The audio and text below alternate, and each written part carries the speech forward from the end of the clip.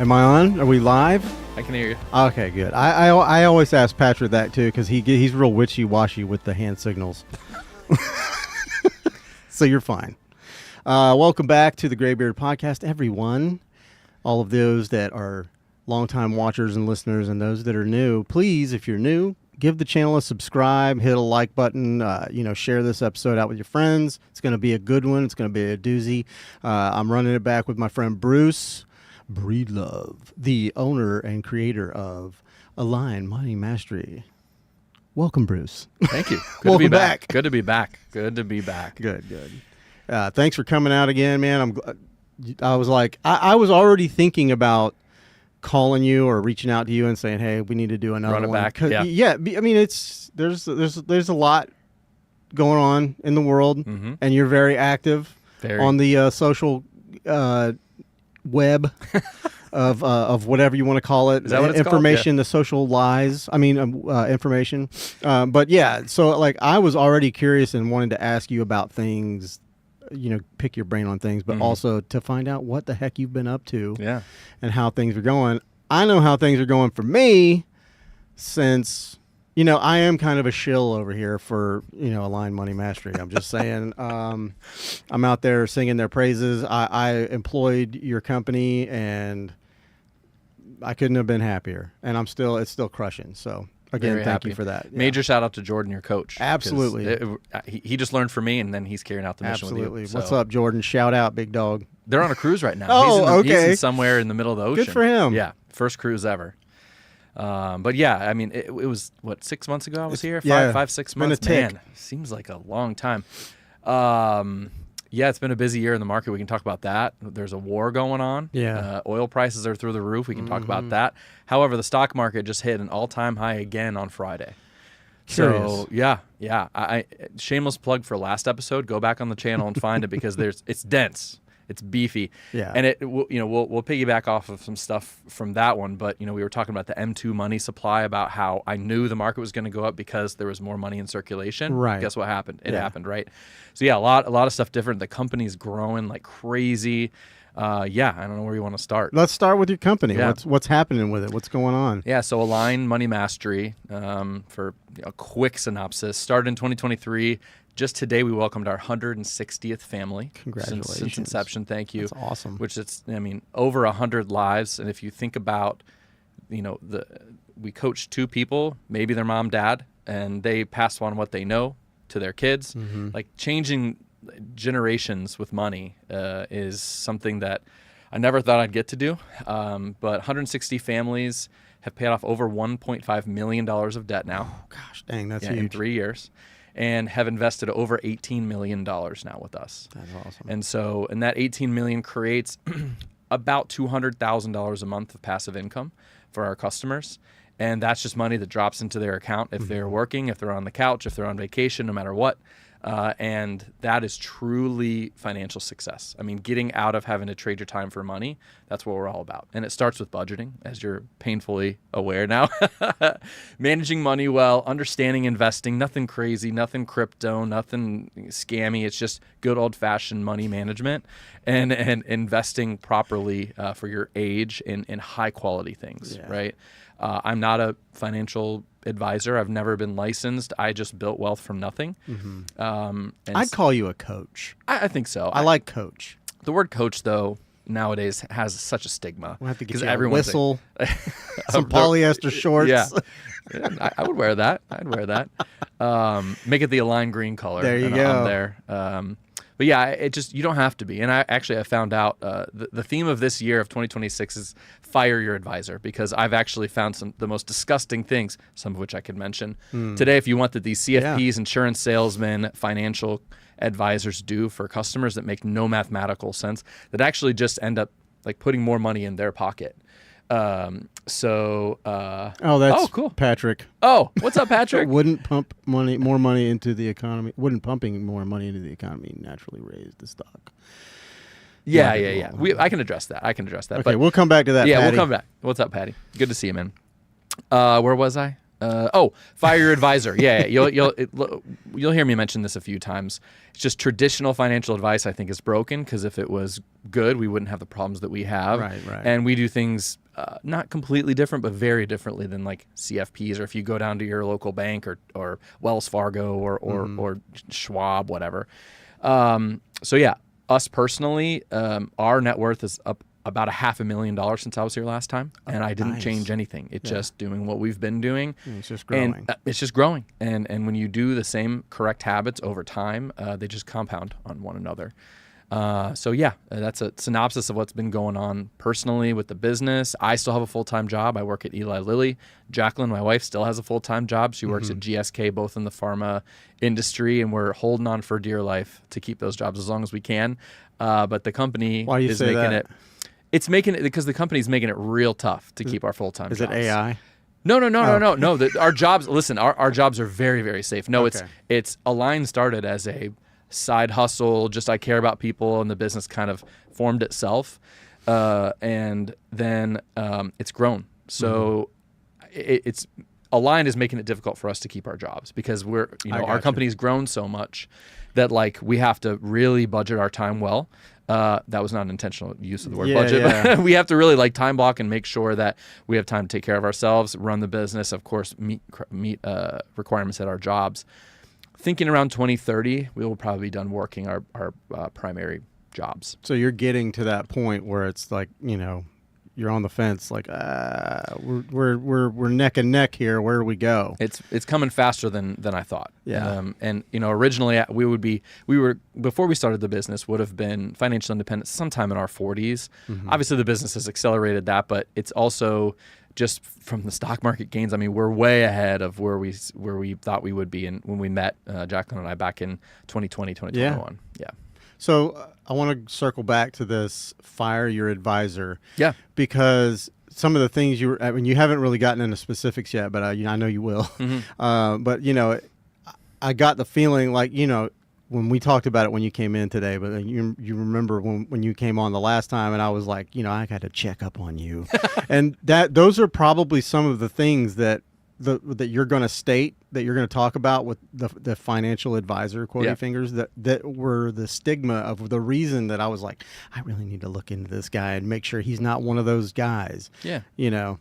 Those guys make it hard for us to really help people, because we have to get through all that stigma and preconceived notions about coaches, and honestly, rightfully so, because there's so much crap on social media that of 100 people you see that are coaches or have classes, 99% of them are probably trash. And we're in that realm, but there's not another way to like help people at a large scale using social media that doesn't just like lump me into that bucket. All I can be is unabashedly myself. All we can do is what we know to be good by our clients, what works financially, and then humbly ask for reviews on the back end so that we have more documentation on the internet that shows that we're actually legit. I need to do that. You do. Well, Jordan, you should be asking for reviews, my friend. I've owned businesses. I know the drill. We talked about this. No, but he has. Look at you covering for him already. I got you, Jordan. You guys are best buds, all right? No, I love it. No, if you have specific questions, I can answer them. But like an example from today, I got a new customer, did our first call today. I discovered on her financial audit, which is our free 30-minute intro call for anyone who wants to do that, offer to anybody, completely free, that she had just gotten life insurance. Okay, has 2 kids. You should have life insurance if someone depends on your income for their livelihood. So if you are married or single, doesn't matter, and have children, you need life insurance. Right. Okay. So I'm not against life insurance, but there's lots of different types of life insurance that there's one type that's necessary and good, and everything else is trash. Okay. So this young woman came to me.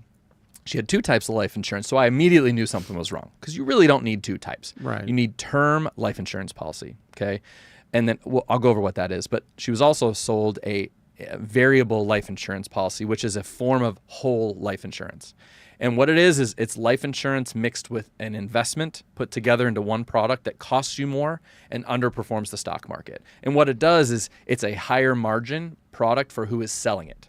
So that insurance agent who is licensed, qualified, taken the classes, fiduciary, all these words, and sold her a product that is straight garbage. but also gave her good term life insurance, which is okay. But she's spending over $100 a month on this bad life insurance policy that her problem is not lack of life insurance because she has the term. It's that her problem is she needs to budget. She needs to decrease spending, what we always talk about. But someone sold her this high cost, high margin product, in my opinion, taking advantage of her because she went to this person that she trusted to give her insurance, to take care of her family, but they sold her this bag of crap, this whole life insurance policy. That's just one example of what we see. So immediately I had her cancel it. She gets $1,200 out of the policy that can go towards her number one money goal, right? And so in term life insurances, you're supposed to get 6 to 10 times your income, which is, if you make 60 grand a year, you should get at least $600,000. And term life insurance is you pay a monthly amount that should be fixed for a certain term. That's where the term comes from, right? So if you get a 25-year term policy, you pay, let's say, $30 a month for 25 years, and that gets you a $600,000 death benefit. So if you die, your beneficiary receives that money, and that is to replace lost income, to take care of that person if you're no longer here. That is the only reason to have life insurance. If you're a single person that is not married and does not have kids, you do have no business having life insurance. You shouldn't get life insurance on kids. You shouldn't get any other type of life insurance that is other than term life insurance. And only if you have someone that depends on your income. Just one example of what we see of people taking advantage of people that have lack of understanding of math and types of insurance, and like how you can get in trouble if you just trust the wrong person. Yeah. If you don't, and that's something like my girlfriend deals with insurance. She works for a company and she does all the insurance stuff, and she's just like always going, it's just beyond me how these people don't know what their insurance entails, what it covers, how much it costs. Nothing. Their clients, their patients, they have no idea. And so she has to set them straight every day. But, there's probably a lot of things like an insurance, and we won't say the word fraud because that's getting thrown around a lot. It's a scam to me. It's definitely scammy. Yeah. I see it on my social media all the time. I put it on there. Whole life insurance is a scam. And it's the people that get angry in the comments that are selling that crap. Right. Another version of this is called someone that bought into it wholeheartedly. Yep. And there's also something called IUL, Index Universal Life, which is everywhere on social media. It's a type of whole life insurance policy that insurance salesmen will sell based on fear. They'll be like, "What are you going to do if your 401k falls 10% in the market? You're going to lose all your money." And because people don't understand, that's just the nature of investing in quality companies. They go up and down, right? They sell on fear and sell you this extremely high margin product. And if you ever see anything about being your own bank, that's someone trying to sell you whole life insurance or IUL insurance. That is the highest margin insurance product that they can sell to you. And so these insurance salesman shills will get on and sow fear about the stock market in order to sell you this extremely high margin product that no one, honestly, 99+% of people should never consider owning. That's so gross. It's like when I think about those, I'm just like imagining those people. This is where my brain goes. I'm imagining those people have like black blood and when they just black shit oozing out of their teeth. They're gross. It's evil, man. Yeah. Just stealing money from people. And it's people like that make it more difficult for us to help people. And that's my biggest problem. It's less with them than it is like the difficulty with which we have to get to someone to really help them, especially if they've been burned by someone like that in the past. Right. And that's what I was saying. There's like this stigma from people that have been screwed. Yeah. And so when someone good comes along, all I'll tell you is research this guy. He's I don't know. There's nothing bad, and everything you say, I watch all your Facebook posts. Thanks, man. I love it. I mean, when it pops up, I'm like, what now? I have no idea. What are we doing now? Like, and every time you put, I do love when people start getting on your page talking about crypto. I can see your strong disdain for crypto. And I really think that eventually with all this AI stuff that's going on, I don't know if crypto is going to be around. We will see. I mean, we can talk about crypto too. It's because where it was had just peaked at like 124,000 Bitcoin specifically when I was here last. We can show what it's done. It's actually kind of amazing. Well, I say that because with AI and now there's like quantum computers and stuff that they're going to start, like that's wholly insane. If you've ever not looked into it, you probably should. But there will, like, encryption will mean nothing. Okay, so all of your little Bitcoins are going to be. Oh, I see. That's where you're going with it. Okay. Yeah, they're going to be at the mercy of just anyone. You know, so if we have no more, you know, even fiat money, you know, dollar bills or whatever, like, and all you have is crypto, like, anybody could just take your shit. I think we're probably none of us will be around. If that's going to happen, it'll be far beyond our lifetime. I really think so. I don't know, man. It's moving so fast. Well, that specific part where we have no money, no physical money. Yeah. There's so many. I mean, the world runs on the dollar still. That's part of the Iran war issue, is that Iran is trying to trade oil in non-dollar denominations. Right. So it's harmful to the dollar because it delegitimizes us as the world reserve currency, which we don't want, right? Same thing with BRICS. So I think I'm not saying it's impossible that it's not going to happen, but I just don't think it's going to be for a long, long time. Yeah. In my opinion. Yeah. Based on what I see. I mean, it's like I said, it's a spooky time out there. Crypto to the moon. That's the guy that. Oh, did this really? painting. This art is awesome, man. That's awesome. Ben's 47. Cool. So, okay, I have like a video saved that I would like to show you at some point. It's on my Instagram. Cool. Saved in my Instagram. Live reaction. If you can find it. Yeah, there was a guy talking about how, you might have even seen it. It's an Asian gentleman talking about, he's like, people think Trump's crazy, that he's stupid, like he's doing all this for nothing, but he's like, he showed like kind of what he thinks is happening, and I'm like, I don't know. You know, I don't know. That it's a great theory. Sure. And it's basically fortifying the US as like everybody's going to come to us and we'll be able to dump all of our debt, because all of our debt owers will need us, as, you know, all these resources are drying up, and not drying up so much, but like they're being closed off, and we're going to be the only people that have all the things. Sure. We do have a lot of natural resources, but there's certain things like critical minerals that we don't have here that are in places like Greenland, China, we don't have access to. So and with our reliance on semiconductors, those minerals are necessary for those things like those chips. And you're gonna have to take that down. We keep getting distracted. Yeah, we both are like squirrel. And so we still we don't have everything we need. And so while I would like to see that video, I appreciate the effort to fortify us. Yeah. We are a true global economy, and with things like that, you know, how many chips are on this table alone?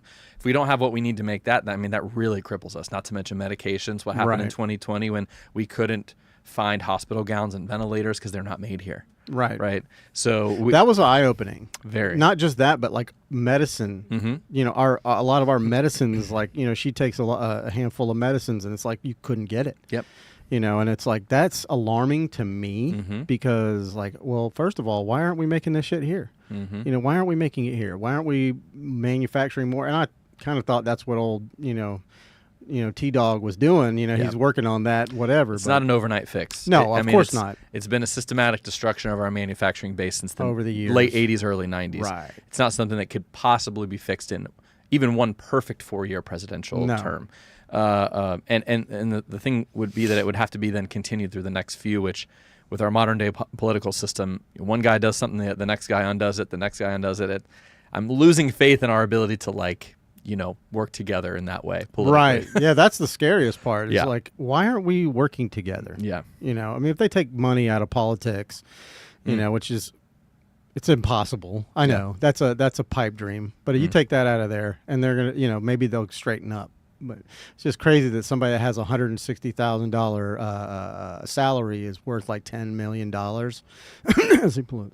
Yeah, and more. I mean, they do it on both sides, but she's the best. There's a tracker app. Yeah, there for her stocks. Yeah, I was like, what?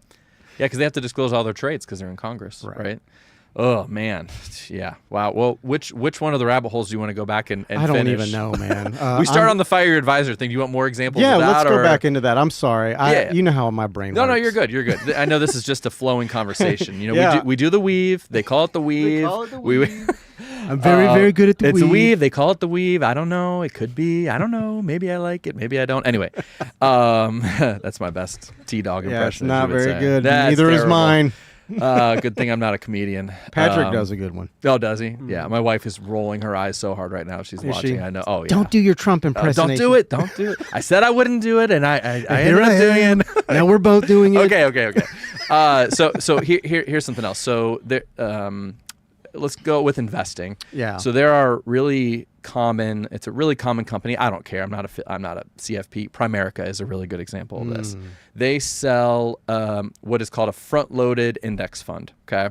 So you open up a Roth IRA. Someone comes to your house and makes you sign this form. They open up a Roth IRA for you, by the way, which we do for free, included with monthly coaching, and we do it the right. But anyway, Primerica sells these what's called front-loaded index funds. So you're buying the S&P 500 or the NASDAQ, the common indexes that you should be investing in, but their funds charge you 5% what's called front-load fee. So if you invest $100 into your Roth IRA, only $95 shows up. So that means you have to make 5%, actually more than 5%, it's like closer to 6%, to get back to even. The market on average returns 10.5%. Do that math, it's yucky. So, so there are still people who are investing in things that charge them 5% up front. And that 5% goes to fund the Primerica. And Primerica truly is a pyramid scheme. Yeah. And they're licensed. They're able to sell this stuff. It's completely legal, but it's a scam. I could open up on my phone in 10 minutes a brokerage account for you and put $100 into an index fund for free, for completely free. I did it for free, and I just put my first $1,000 in my Vanguard. Good job. So, Yeah, you crushed the line money goal number one. Yeah.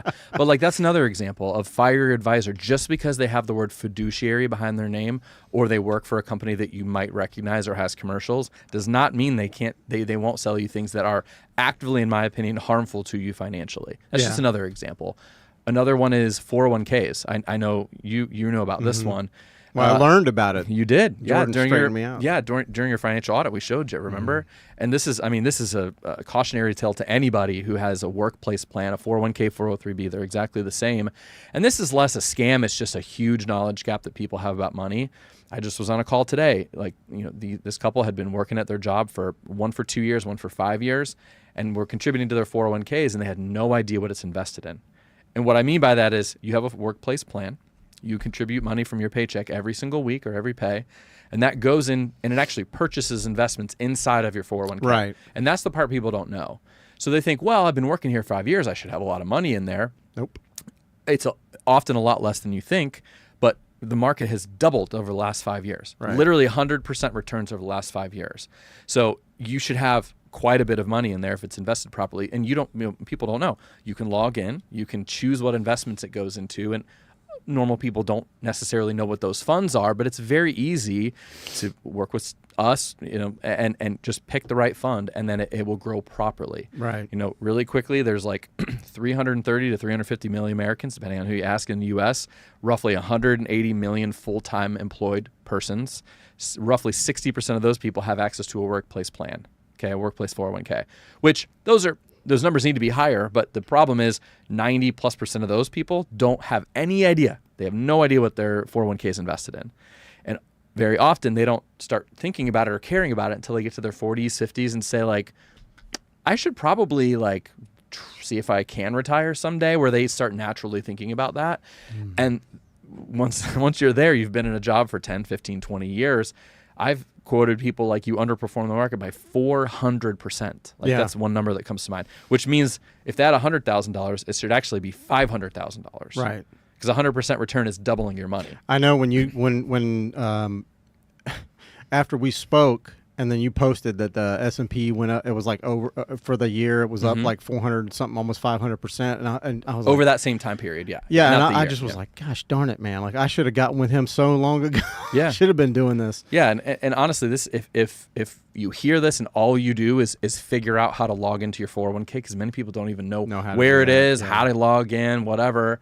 right? And it's if you just do that and build awareness of what's going on in there, you've already started to win. Right. And it's so if you do nothing else that I say, please just do that because it's so important. You will thank yourself later for doing it because there will be a time, inevitably, in all of our lives, all three of us are actually one day closer to that today than we were yesterday, where we either can't physically work, can't work because of family obligations, health, whatever.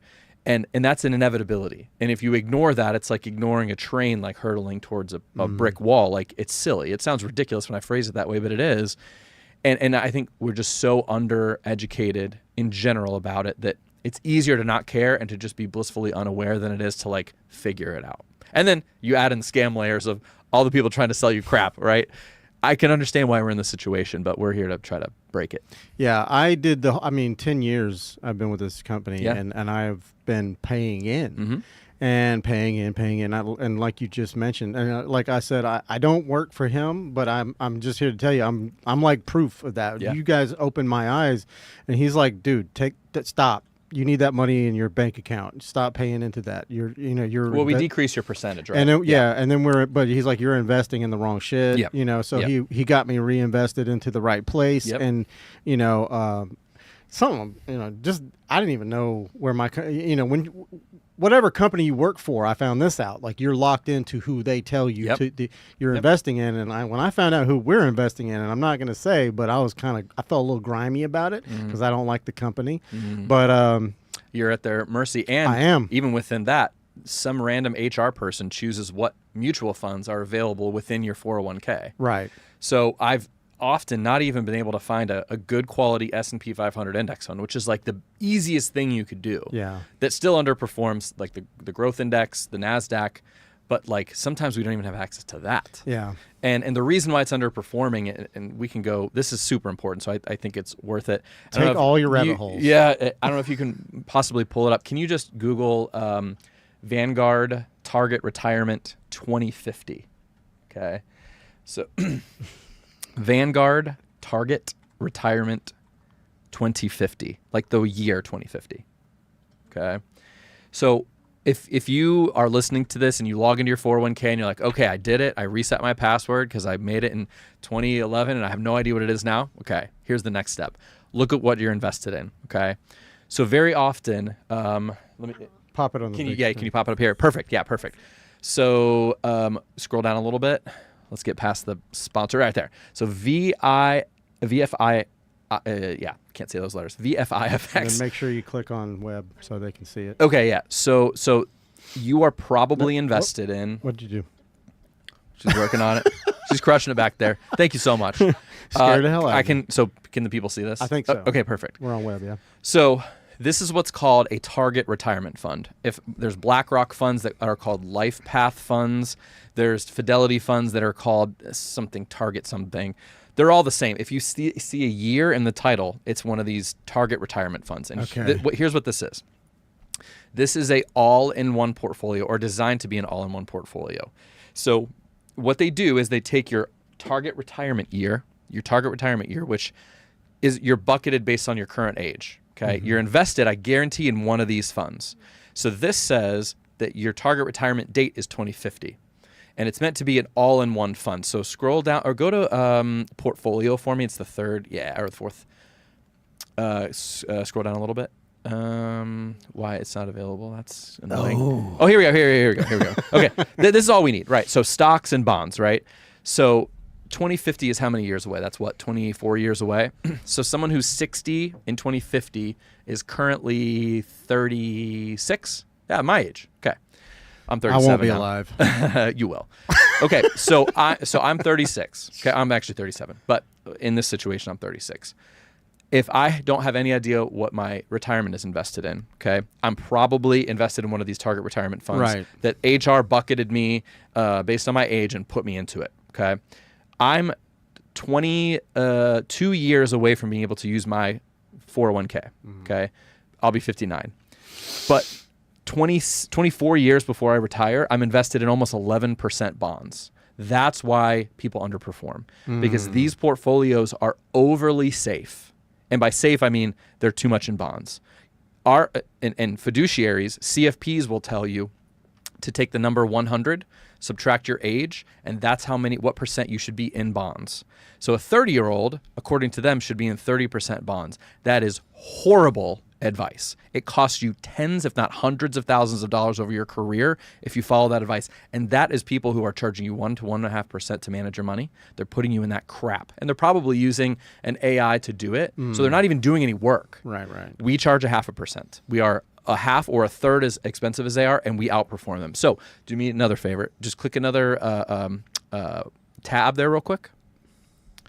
Open up another tab on the very top, a little plus sign. You got it. Just type in BND chart. Just BND chart. Perfect. Awesome. So this is the Vanguard Total Bond Market Index Fund. So this is a giant fund with billions of dollars of bonds in it. So this is a good representation of what investing in bonds look like. Hit max for me on the just max. Yeah, right there. Perfect. Okay. So this is May of 2007. You see this? Mm-hmm. This is going to make you sick. So this is about 19 years ago, right? Mm-hmm. Yeah. So 19 years ago, okay. Can you highlight right here to see how much it was worth in? Yeah. So about $77 a share. Okay. What is it worth now? 73. So if every dollar you've parked in this for the last 17 years, or what is it, 12 years? What is this math?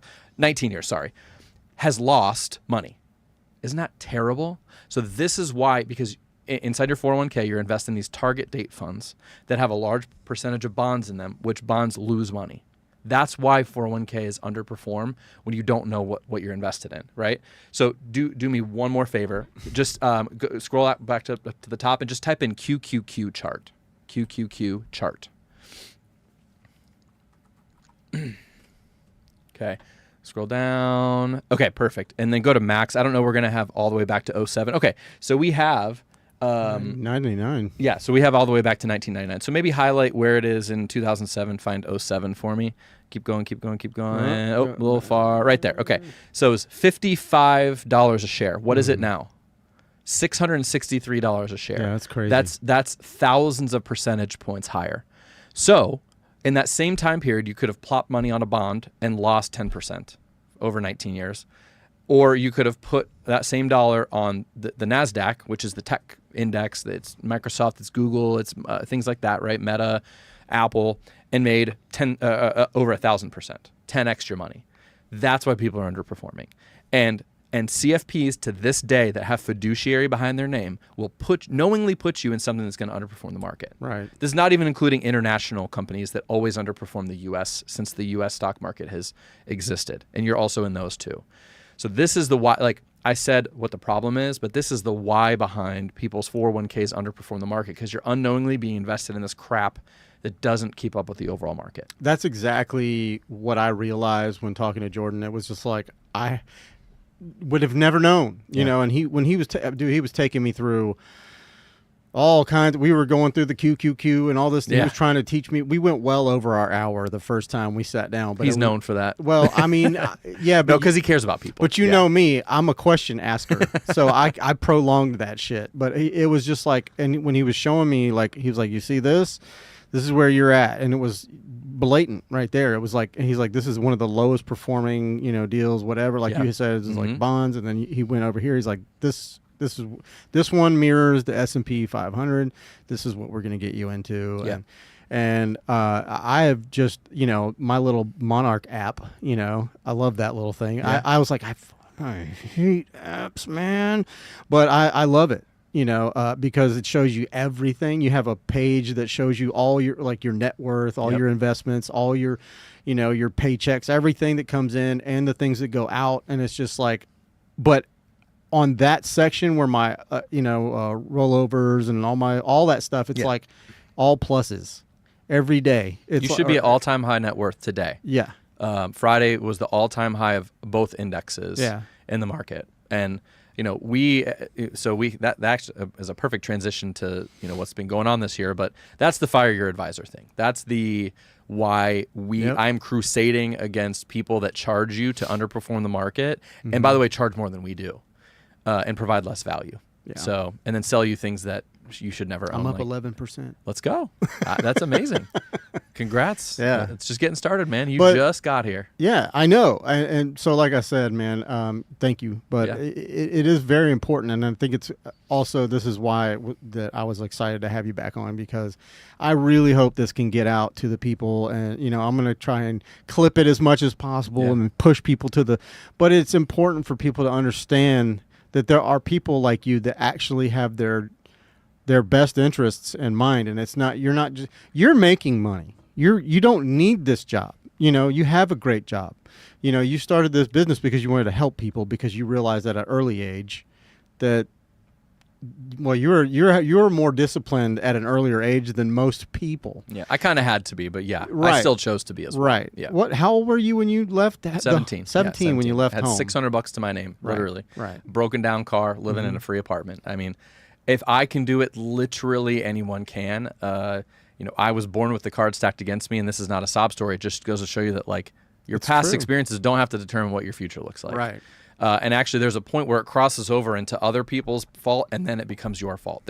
You make that transition when you start making the choices like, hey, I actually am actively choosing to not change my life for the better because I have the full capability to do so, and I'm choosing to look at my life as I'm the victim. You can't carry that forever. Right. You have some individuality that at some point it becomes your problem. Right. I fully believe that. People have been through umpteen different things, and if this is offensive to you, I apologize, but also you can do better if you want better for yourself. This is not just financially, relationship-wise, health-wise. It spans, as you said, it spans these different life buckets. And it is actually the same advice I would hope to get if I was in therapy for emotional dysregulation or trauma or whatever. It's like, you can be better. Like, the rest of your life can look better. Yeah, you have to find, things like with therapy or anything like I've always looked at like root cause, like what caused this. And then once you realize that, then you can you go back from there. But, ignorance, and I don't mean that in a negative way, but just being ignorant to a thing doesn't necessarily equate to I'm a victim. I'm just ignorant, and that's on you. Like if you can't, and that's on me. Like I was very ignorant, and I felt I was down in the dumps. I was depressed. I was just like, the whole world felt like it was collapsing in on me. And like you stuck your hand in, like life lighted me out. And I mean, I feel like I'm getting pulled out of the quicksand. And I'm not. amazing, Again, man. I'm not just here to kiss your ass, but like, it's. For someone like me, and I know that there's probably, I don't know what a percentage is, I could just guess, but there's probably a high percentage of people that think like me, that are just like, this is my situation, this is my lot, I'm screwed. Yeah. I've got to sell everything I own and get on and buy a school bus and live in that down by the river. Like Chris Farley said, although now, in my older age, that sounds very nice, Appealing. Yeah, but for sure, people need to know where to go, what to look for, and that's where you guys come in. Yeah. Well, the theme of 2026 is fire your advisor, and I feel like I've made the case why. Yeah. So happy where to do we move go on. from here? Yeah. Well, we can talk about what's gone on this year. What do you think? What do you want to hear? I'm glad that she's here. Patrick actually did pop in last week, but I was like, no, she's gonna be here. Yeah, you're number 4. I was like, she's gonna be here, and she's, a person that at her age needs this type of encouragement and eye-opening experience. That's what you need. Is there any questions that you have for my man Bruce? You want to parking lot that and think about it? Sure. Yes. love it. I'm definitely thinking. Okay, yeah. You have me I knew that this would get you thinking, because at her age, I didn't think about it. How old are you? I'm 23. Nice, love it. I forgot. You don't even know. Honestly, I said I was 36. I'm 37 now. So Ask her when her birthday is. She don't know that either.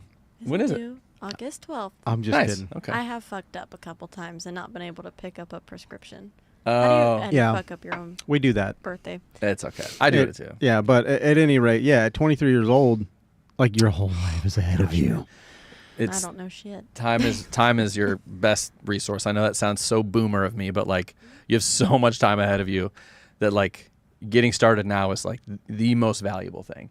Like every year that you wait to like, and I'm not even say like throw a bunch of money in the stock market, but like get your financial crap together. Not implying I know anything about what you got Does going not on. together. Oh well, I never want to assume.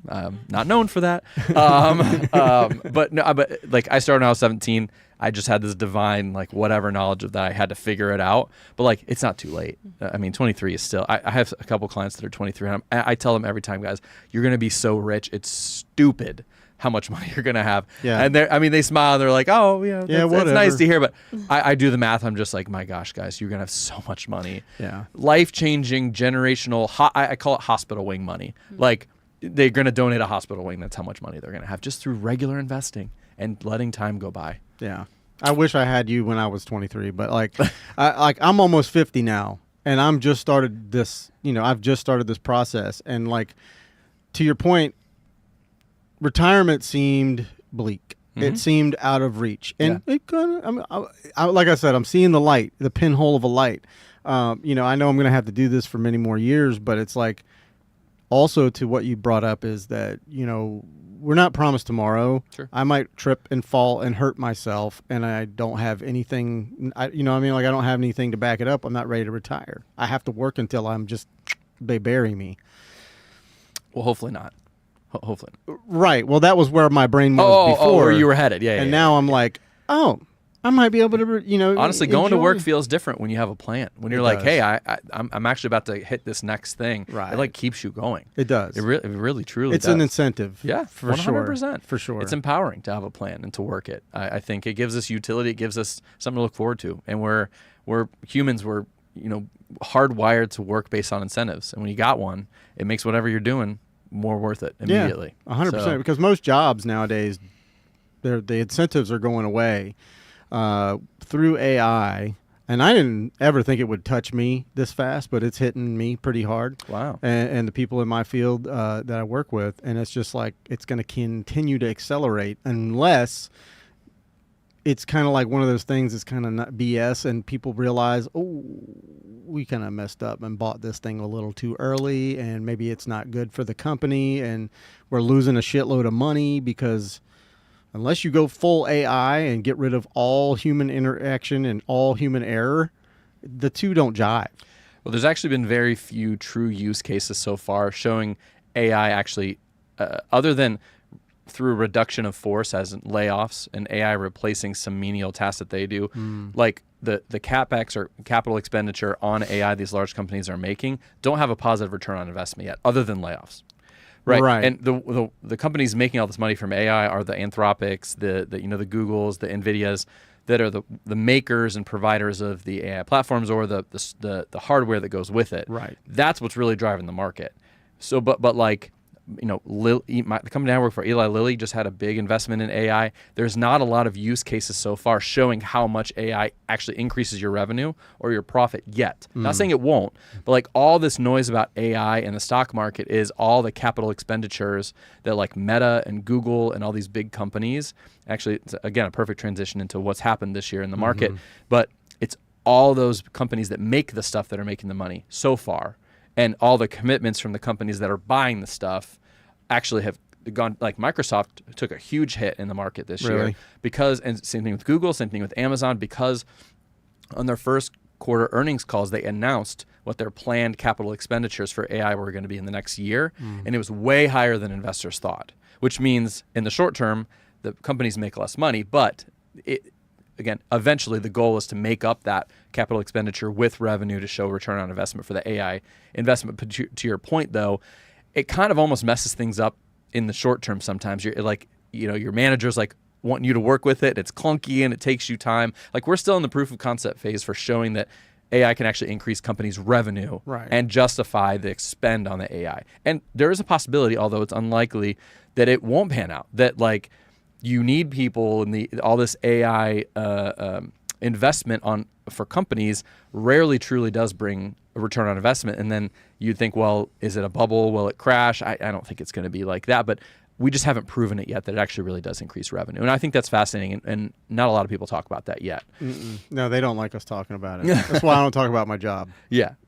I'll talk about it, but I won't talk about what it is. and who Yeah, they yeah, are. no, But I yeah, think that's wise. I think it's. I had heard a story about a company, a major company. I'd have to Google it and look it up, but there was a major company somewhere that laid off like a majority of its workforce Mm-hmm. and went mostly to AI, and only to realize, ooh, not ready yet, or it's not good. The one we bought, because there's all kinds of AI. Yeah. If you buy the wrong one, it could really throw you for a loop. And they ended up losing all that money and then rehiring everybody. Yeah, I'm sure there's a lot, and there's been a ton of layoffs in the last year. But there's a lot of people out there too.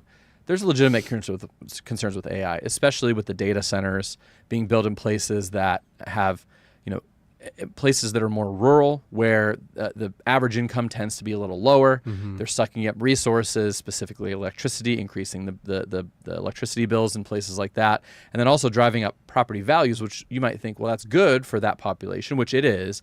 It increases their taxes as well. Right. So all of a sudden, their electricity is a little more expensive, sometimes a lot more expensive. Their property taxes are going to go up because there's more population moving to the area, which increases their wealth because their houses are now worth more. But they're not realizing that money because they're not selling their house, right? Right. And in return, their taxes just go up. So there's legitimate concerns ethically about these things being built. We also don't talk about how much faster we can discover medicines that can save more people. So it's not all bad, but there's legitimate, and I mean very legitimate, if I'm being objective with it, issues with water usage and electricity usage. And Trump earlier in the year had all the tech CEOs in his office and said, listen, I'm all for this data center stuff. I want us to be the AI leader in the world. He said, however, you need to be responsible for creating your own power to power these things. Right. Like, you cannot put these data centers, just plop them and screw the population. He's like, like, and he's authorizing them to use mini nuclear reactors to create enough energy to power their stuff, which nuclear is the cleanest form of energy. We think 3 Mile Island and Everybody, it's got a bad stigma. yeah, and what's in Russia? Chernobyl. We think about those, but like, nuclear is the most efficient and high output type of energy to have. It's not a bad thing. And with the technology we have today, you Yeah, think it's that they so would come different. up with. There's ways like they're not even the cooling rods are so much better, and they can like actually shut the thing down and it not overload. But yeah, there's a way to do it right. Yeah. So there's legitimate concerns to this. No, and then not even mentioning the loss of creativity. Like, AI can't paint a picture like that beautiful thing behind you. Like, Right. No way. So the loss of creativity, taking artist jobs, taking filmmaker jobs, it's legitimate. But we also have to remember, when the wheel was invented, the guy that pushed all the people in sleds was out of a job for a while. You know what I'm saying? When the pencil sharpener was invented, like the guy who made the manual, or like the electric one, the guy who made the manual pencil sharpeners, his sales went down, right? This is another iteration of just labor being moved with innovation. It's been happening since the beginning of humanity. This is not the end of the world for workers. No. So We'll find something to do. That is completely overblown. They'll find something to do. It can't replace all of us. It's just such hysteria around the market. Everyone's going to become artists. Yeah, because I mean, human creativity will be a finite resource that is so precious. Because I was telling someone, I can't remember the other day, if I was going through nursing school today, I would be screwed. Having ChatGPT and AI, like, it forced me to have to learn things back in the day. I feel for these students now who have this thing, which for them is like awesome, but you're not like incentivized to actually learn the stuff. Yeah. Like, it would have affected my success in life, probably, not being able to know the things because I had the crutch as an AI, or AI as a crutch. Well, it creeps me out when I go to the doctor and he has to pull up his phone and say the symptoms into his phone. Yeah. And he's like, well, we're going to get you a script for this, and this, because apparently you had this. I'm like, what? Yeah. And he's old. He's an Yeah. older guy. My primary doc, he's an old guy, and maybe don't see too well or whatever. Maybe he doesn't keep up on the, staying current. Yeah. But I'm just like, why? Wait a minute. I could have just done that at home. Yeah. I'm not trying to WebMD myself with AI. You know what I'm saying? Probably not a good idea. No. Did you think of something, or do you want to? We can go to the market this year. You got it. I guess more so, like, explain the process. How does one get set up? With us? Yeah. Oh yeah. Yeah. Bro, I got you. Oh, do you want to take this No, one? you or- go ahead. Oh, okay. No, I'm gonna send her the link. That's how you get set up. Because you're the local expert here in OP. There you go. No, so everybody, and we get these from all over the place. People find us on ChatGPT now. I don't know That's if awesome. That's a newest development where people are typing in like financial advisor near me, and they're speaking of AI in their ChatGPT, and we're coming up in the search list. Dope. Which we had 2 people in 2 days tell us on their audit that they found us that way. I was like, this is crazy. Anyway. Everyone who wants one can get a free financial audit with us. And what that is just a 30-minute call where we go over your specific situation. We ask you questions. How much money do you have in checking? How much do you have in savings? What do you have as far as assets, things that are worth money? What do you have as far as debts, places where you owe money? And we get a global picture of your world, ask your income, and then give you advice based on what we know, if we woke up in your shoes, how we would work with your money if we were you. Whether you work with us or not, you still leave there with more clarity than you came with.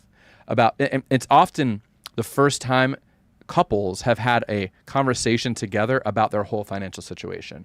So that 30-minute meeting that's completely free, once again, is you walk away with value no matter what. If you decide to work with us, amazing, you'll be better off. If not, it's okay, no hard feelings. We're actually really busy anyway. But no, it's I just sent you the link. Yeah. Oh, So there you go to our website. There's a little drop down. It says book a free financial audit. You click the button, book on our calendar, and again, it's no obligation. You come on, and there are plenty of people, by the way, who have come on, and I've told 3 people that I cannot help them unless they sell their house because mathematically, like I've literally told people like at this current rate, it'll take you 110 years to get out of debt. That's not an exaggeration. Yeah. Because I've told people 60, I've told people 70 years, and it's just based on math. Like if you don't change something, you cannot get out of this based on your current level of income. Okay. And there's other people that I've told 2 people that they need to file bankruptcy. There's no way out of your situation but this. And taking the hit for 7 years of bankruptcy is better than working your way out of this for the next 20, 30, 40 years. So you leave having complete clarity of what to do. Again, if you work with us or not, like I'm not going to like help you do the things. You should work with us if you want to do it. But like I give you a plan. Like I say, in the last third of the meeting, is there anything else about your situation that you should tell me before I give you some advice? And people say, no, that's it. And I say, immediately if I woke up in your shoes, I would do this, this, this, this. Okay. And by the way, if you join, we're going to do this, this, this, this, and this. Right. But if, and if some people like the plan, most people like the plan. Others are like, I'm not ready yet. And it's the accountability thing where they're either like not ready to like actually take it head on and fix their problem, or they join and then they start getting a little bit of accountability and they're like, ooh, no, I don't like that.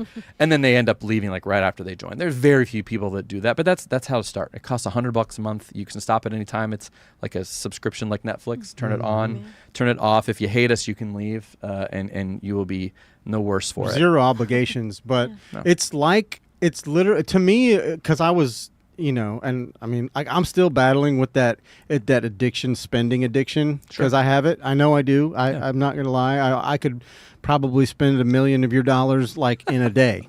But it's like quitting smoking cigarettes cold turkey. When you go to something like that, and it is very uncomfortable feeling when you go into it, and when you listen to these people tell you they're like, oh, you have to stop doing this and this, and maybe check this out. And you guys, the thing I love is that you don't pull any punches. You're like very straightforward. Yeah. You're not here to babysit or like you don't wear kid gloves. You don't baby around. You're professional, but it's also like you give people that hard truth that they need. And that's what I like. Yeah, it's objective. We some people come in and they're concerned, like, well, don't judge me, and that's the emotions coming out. It's the insecurity about their money that's coming out. And I mean, we never ever, even if you had your call and you went out and spent $1,000 on something you didn't plan, no one's going to get on and say, how dare you? You're an adult. Like I want that though. Like Jordan kind of will. He's like, what is this? Yeah, but he doesn't like get on to me. But he makes me go, you got to categorize this. So now I'm like it makes me feel more accountable because I'm like, I don't know how to But Bruce is never going to yell at you for your spending. I'm not going to treat you like a child. And some people come in and like think that we're going to do that. Right. We actually had someone join recently that said, they had some person that does what we do, which I didn't do exactly what we do because no one does, and that actually yelled at them for spending one time. And I'm like, and she brought it to the meeting. She's like, I'm very skeptical because this is my past experience. Wow. We're never like that. Never, ever like that. I will say, hey, this was the plan. This is what ended up happening. What changed? Did something change? Help me understand. Here's how the math looks now. Like, and that's it's just objective. Yeah. It's zero emotions, although it becomes very emotional a lot of times because money is deeply, deeply personal. So it often ends up becoming therapy very, very quickly. Yeah. So you guys give people the tools to hold ourselves accountable. Yeah. That's the biggest part. And, you know, with the advent of like Amazon, like it's like, oh, you know, I can just click, one click, frictionless, you know, and then DoorDash and, you know, Uber Eats. And I didn't realize how much damn money I was spending on being lazy. Convenience. You know, it's just being lazy. Like I could have got in my car and went and got the damn food if I really wanted it and saved myself $40. Because when you buy through the thing, it's like they more an expensive. upcharge. Yep. Yeah, it's just more expensive. Yep, So, absolutely is. but yeah, you guys, like I said, the program is set up very, very. It's streamlined very well for people, and I feel like I'm the average. I should be probably the poster child for the average user. You know, someone who's, well, at least in my age range. Yeah. You know, someone who hasn't, I've worked my whole life. I have nothing to show for it. And now I know why. Yeah. It's like, it's two types of people. It's people like you, whether you've worked a lot or not. It's people that are working and aren't getting progress. Right. I would say. So no matter the age. The other bucket of people, surprisingly, is people that have a bunch of money and like have $100,000 sitting in their checking account, have no idea what to do with it. That's like our two That's avatars of people that come to us. If y'all got that, give me a call. He has an idea of what to do with it. But those are our two. And if you actually look at our website, the two calls to action are the first person and the second person. It's like, struggling and don't know what to do, you belong here. The second one is have money and don't know what to do with it, click here. And it's two different like paths through our website that lead to online coaching. Because I know very well those are the two types of people that come to us. And I have someone who's worth 20 million, who literally his net worth is 20 million. He can't control his spending. And like the monthly budget, $70,000, $80,000, $90,000 a month of spending. But that's just it's proportional based on $3,000. Yeah, it's just proportionally based on the level of assets. Yeah. But it's the same problem that you have, that other people have, is cannot control spending, don't know how to manage money. Yeah. So it's universal. Yeah. But it does feel good when Jordan gets on and he goes, "Oh, dude, Yeah. you did really good this month. Now we got carryover money." The You know? carryover. I was like, yes. The carryover, man, it's powerful. You get a raise. Yeah, You well, get it's to just- spend more money. And I'm like, no, keep it. I want to keep it where it's at. I don't want to spend that money. That's Well, you spend it. You spend it for savings, spend Sure. it for, Well, that's what every he- dollar has a job, right? That's why he was like, okay, this will be your first month putting money into your Vanguard. Yeah. So I was like, yes. Yeah. Making money every day, man. Yeah. Good job. Good job. Good job. Thank you. So, okay. I do want you to, because again, you keep your finger on the pulse of what's happening in the world. I have to. Yeah. So I don't really know, like, you see headlines, Mm-hmm. About like where the economy's going, what's happening, and the only thing I can do is ask you like a broad question and let you just go ham. But, do you see like a turn for the better in our economy as a whole? I know you look at more investment type, but everything affects everything. So, a turn. Where are we at now, in your opinion? And where do you think you say turn for the better, so you're implying it's bad now? Well, What's no. bad now? Oh, I feel like it's getting better over the last year or so, okay. and I think maybe for the past, What? Like how you feel? Yeah, prices, my feel, or yeah. just your how I personal feel. feeling. Okay. I know gas is high, Right. But Right. like there are, like, I know for a fact that there are some companies out there that are like, we're dropping prices on a lot of products and things of that nature. Well, as good as that sounds, deflation is actually a worse problem than inflation. Okay. Because it means that demand is so low that they have to lower prices to maintain the churning of the economy. That is actually a harder problem to fix than inflation. Both are bad. Right. You want like status quo prices, which since the advent of, since us no longer being on the gold standard has not been a thing since the 70s, No. unfortunately. Everybody's got to make more So every year. yeah, right. So deflation is worse. So dropping prices, economics is all about supply and demand. So if prices are dropping, either supply is going up or demand is going down, which it's one or both of those things, which is, if it's solely demand going down, that's not a good thing. So it would depend on that specific company's situation that is driving their choice to lower prices. So Interesting. just lower prices actually does not mean an automatic good thing. Right. In fact, last time I was here, I told you the cumulative effective inflation since 2020 was about 25%. So since then, inflation was it hovered in the like high twos all year last year. Really, since end of Biden, early Trump, it was like high twos, mid twos. It like ping ponged up and down there. Right. Now, in response to that, the Federal Reserve kept lowering interest rates. They lowered, I think, 4 times last year. You can fact check me on that, by a quarter point each, which means on your Vanguard account, you're going to make less money. But that's just the nature of central bank interest rates. So whenever money becomes cheaper again, inflation starts to tick up again because companies borrow more money to fuel growth, which the companies grow. They make another product, people buy that product, and it drives demand higher. So actually inflation has gone from mid 2s to like low 3s again. Okay. So inflation's going the wrong way. Now inflation is a kaleidoscope of things. It's not Right. just one thing. Rent is down, but gas is up. Right, groceries are at least stagnant or up. I don't know the individual things, but we're floating in this like enigmatic time where it's like inflation is above our 2% goal, and rates haven't come down to where they were like pre-pandemic time.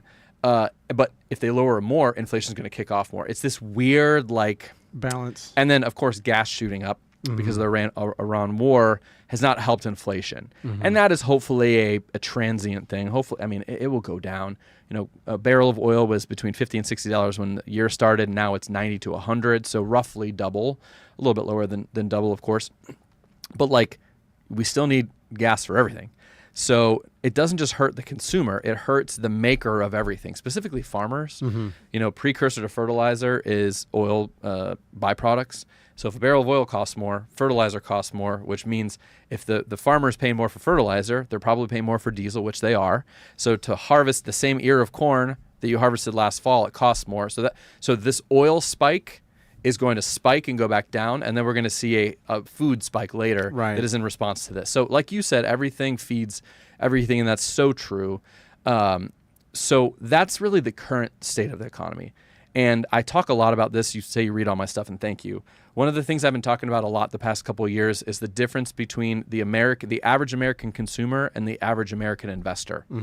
The average American investor has never been wealthier in history, as of Friday, because they're buying assets. Last time you guys asked me what type of assets, we can talk about that. But like, if you buy assets, high quality companies, houses, you have never, ever, ever been richer. And it's for us beyond our wildest dreams because we just pile as much into assets as we can because we know they're going to go up in value. The average American consumer has not only been crushed by inflation, which is nearing totality about 30% since 2020, which means if you had $100, it's now worth 70, right? Their everything is more expensive. Their wages haven't kept up with it, and they're continuing to get crushed. Every time something spikes price-wise for the average American consumer, it decreases their net worth because their net worth is tied to spending. Right? They get a paycheck, their net worth pops, and then as they spend their paycheck, it goes down. For people the average American investor, net worth is tied to price of assets, which have exploded since 2020. Okay, so this separation between the two, or what some refer to as the K-shaped economy, is getting wider and wider and wider and wider. But it's always been this way because people that invest have historically won, especially if you invest in the U.S. People that have historically not invested struggle forever because your income must scale beyond your natural ability to create income with time because it's finite, right? And so this inflation issue that we have is just crushing. It's continuing to crush the average American consumer. And so if you're that person, there's no end in sight for you. Right. I mean, I don't mean to be the bearer of bad news, but if you're continuing to make money using your time and then take that time, aka money, and put it in things that go down in value, you're going to be stuck in this loop literally for your entire life. Right. There's no way out for you. The average American investor, you've never been richer, and you will continue to never become richer and richer and richer because assets will continue to go up in price, because the American economy has no rival in the world yet, other than China. They grow in a different way, but like there's no rival. And so there's no, and also that income, that ability to grow wealth scales beyond your time, right? So you don't have to be physically working or materially participating in that income for it to go up. That is the difference here. And so if you're this person who's the investor, the future is extremely bright, because there's absolutely no indication in the future that the market rocketing up is going to stop. Part of it is because, I mean, large companies are reporting record earnings. I mean, crushing earnings. And again, we're going to talk about what happened this year in the market because it's very relevant. And oil is still $90 to $100 a barrel, and the stock market's at its all-time high. What happens when oil drops back down to 50? Boom. It's just a matter of time. And so the near future, I mean, I think we're probably going to be up again a total of 20% year over year on S&P. Close to 20%. We're already up 5 to 6. Yeah. And that's after the big dump and return. When I was here last time, I said we're going to average 12 to 15% S&P 500 returns for the next 5 years. There's nothing indicating that that's any different than the last time I was here. Right. So it depends. Your question was, is it going to make a turn? Is it going to get better, or is the economy going to turn? It depends on who you are, which one of these two people you are, because the outlook is very different for those two people. Yeah, and I think a lot of people don't realize which category they fall in until after this. But I mean, like I never even thought about I never thought I could be an investor. I was like, I'm just a consumer. I'm out here. I work so that I can buy shit, and things that don't mean anything, that will not appreciate, and to your point, will only ever depreciate. Yep. And it is very claustrophobic, if you will. You feel trapped. Yeah. But you are by your own actions, and by where you're spending your valuable time to make money and put it in things that go down in value. There's something that you may have seen on one of the classes, called the time equals money equation. I think it's on class. It's financial independence. I think it's class number 5. It's okay. Florida. And so there's this thing that we talk about called the time equals money equation. If you spend all of your time making money, you will be forever that rat in the wheel, right? Because you're taking your time, which is a finite resource, making money to put it in things that go down in value, right? And then some things that you buy, like cars or like credit cards, you then pay interest on that depreciation of value, which is a double whammy, right? Where the goal for all of our customers, and really it should be everyone's goal, is to break the time equals money equation, to no longer have your income scale with your material participation. Once you break that equation, you're financially independent. Right. And the goal in the meantime is to trade your active income for things that build you passive income. And the faster you do that, and then this equals more than this, you're done.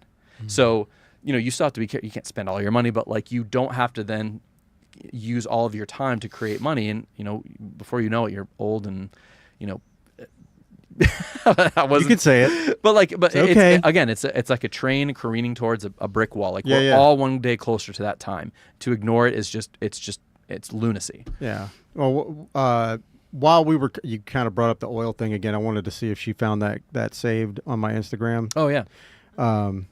Did you find it or no? What did you want me to find? Pull up my Instagram and go to the saved. There should be a category for saved. Yep. Now swip it over here. You got anything in here you don't want? I don't know. Bruce has seen it all. Okay. What the hell? I don't know. It's your internet.